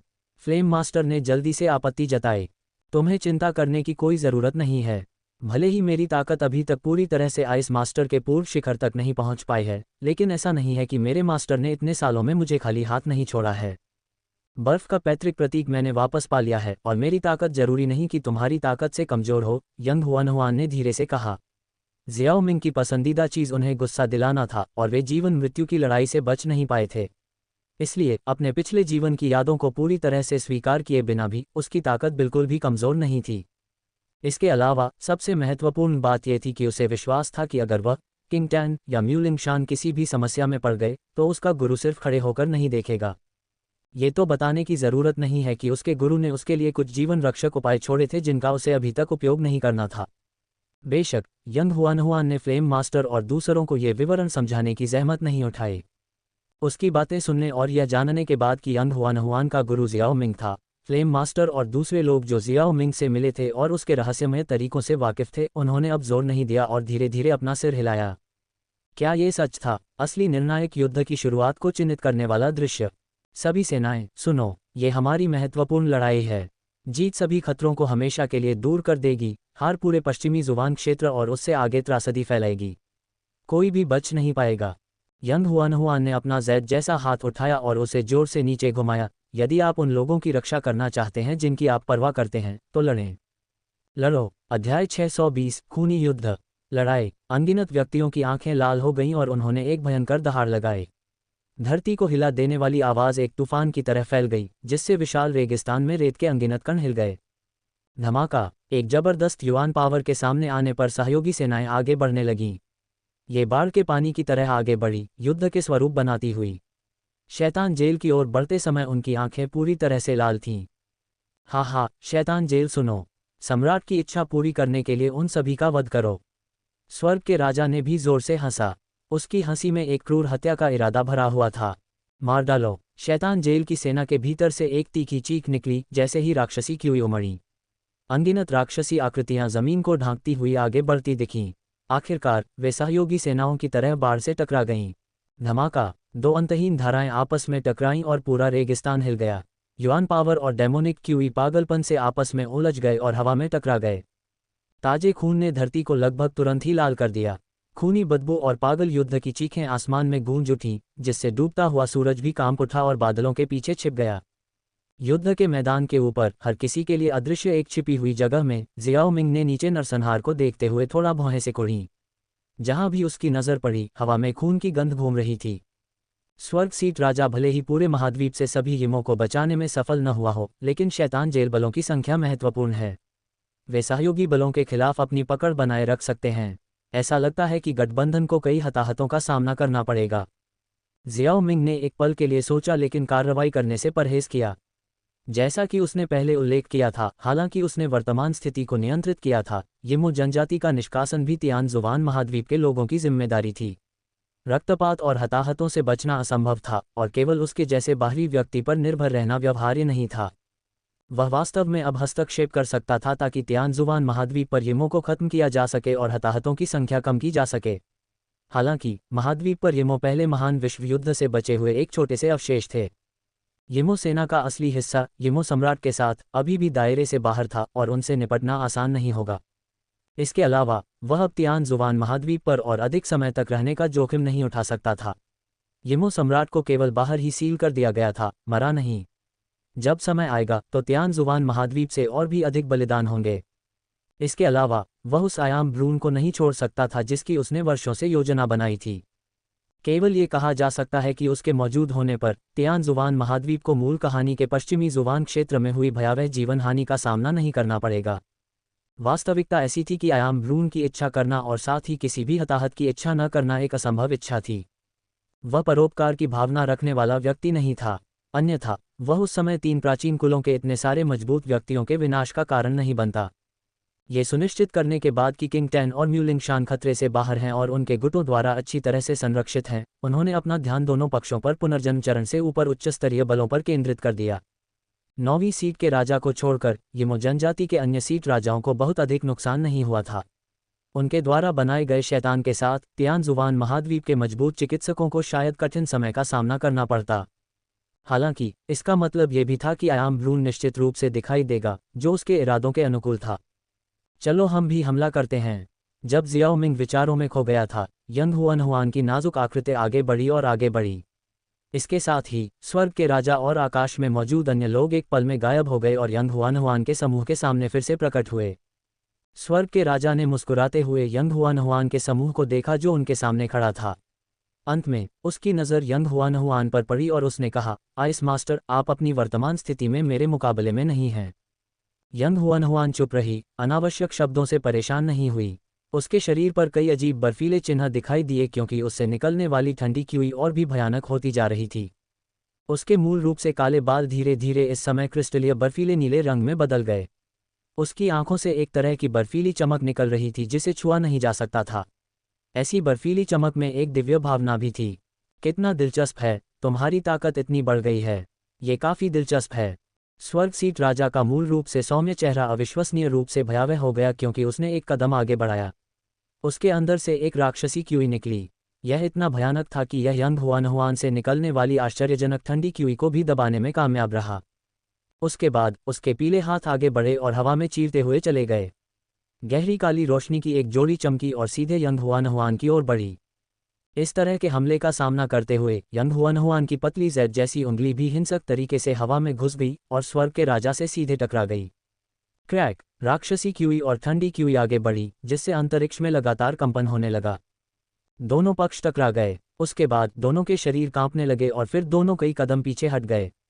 हालांकि यंग हुआनहुआन ने महसूस किया कि स्वर्ग के राजा की आभा कुछ अस्पष्ट थी। ऐसा लगता है कि अभी भी आपके कुछ घाव ठीक होने बाकी हैं। एक भयावह ठंड फैल गई। यंग हुआनहुआन ने धीरे से अपने जैद जैसे हाथ को जकड़ा और उसमें से बर्फ का एक भाला धीरे धीरे बाहर निकला। इसके बाद उसकी सुंदर आंखों में हत्या के इरादे की एक लहर चमक उठी। बिना किसी और जांच के उसका नाजुक शरीर आगे की ओर झपटा। बर्फ और हिमपात आकाश में फैल गए। इससे पहले की ठंडी तीखी भले की छाया, जो अंतरिक्ष और समय को भी जमा देने में सक्षम थी, सीधे स्वर्ग के राजा की ओर बढ़ी। तो क्या हुआ अगर ऐसा है? तुमसे निपटने के लिए ये काफ़ी है, स्वर्ग के राजा ने मजाक में हंसते हुए कहा। लेकिन उसकी आंखों में मनोरंजन का कोई निशान नहीं था, केवल शुद्ध निर्दयी शीतलता थी। राक्षसी कीवी तुरंत बाहर निकल गई। फिर एक बेहद भयावह लहर पूरे आसमान में फैल गई। चलो लड़ते हैं। फ्लेम मास्टर की आंखों में एक ठंडी चमक उठी जब उसने देखा कि उन दोनों ने लड़ाई शुरू कर दी है। उसके बाद उसका शरीर हिल गया और वह दूसरे सीट किंग की ओर भागा। इस साथी को मेरे पास छोड़ दो, वह बड़ा साथी मेरा है। अराजकता मास्टर ने अपने दांत पीस लिए क्योंकि उसने दुनिया को हिला देने वाले शैतान को देखा जिसने अभी तक कोई हरकत नहीं की थी। एक बैंगनी सुनहरी रोशनी उसके शरीर में तेजी से फैली और फिर उसका शरीर तेजी से फूल गया और वह जल्दी से 30,000 मीटर के विशालकाय में बदल गया। उसके पैर जमीन पर पड़े और फिर वह एक तेज गड़गड़ाहट के साथ शैतान पर झपटा। डार्कनेस मास्टर और लाइटनिंग मास्टर ने यह देखा और तुरंत उसका अनुसरण किया। हालांकि अराजकता मास्टर सख्त और लचीला था, लेकिन आधे पूर्वज चरण के शैतान का सामना करना कोई मजाक नहीं था।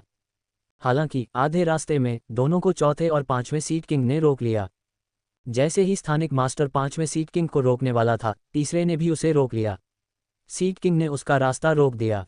तुम्हें उस बड़े आदमी की सहायता करने की अनुमति नहीं दी जा सकती। बिना किसी मदद के उससे जल्दी निपटा जाएगा। तीसरे सीड किंग का चेहरा मुस्कुराहट से भर गया। उसने अपना हाथ घुमाया और उसकी हथेली में बुरी नज़र ने एक राक्षसी रोशनी निकाली, जिसे स्थानिक मास्टर ने रोक दिया। जब वे युद्ध में बंद थे, युआन कियान और अन्य लोगों ने भी शैतान जेल के अन्य सच्चे राजाओं को रोकने के लिए कार्रवाई की। वर्तमान में आकाश और जमीन कई युद्ध क्षेत्रों में विभाजित थे। इस बीच उनसे होने वाले भयानक ऊर्जा उतार चढ़ाव पूरे पश्चिम जुबान क्षेत्र को प्रभावित कर रहे थे। वास्तव में अन्य 3 जुबान क्षेत्रों के वे मजबूत अभ्यासी भी जो नहीं पहुंचे थे, वे इसे महसूस कर सकते थे। तुरंत अनगिनत चिंतित आंखें उस अत्यंत दूर की दिशा की ओर मुड़ गईं।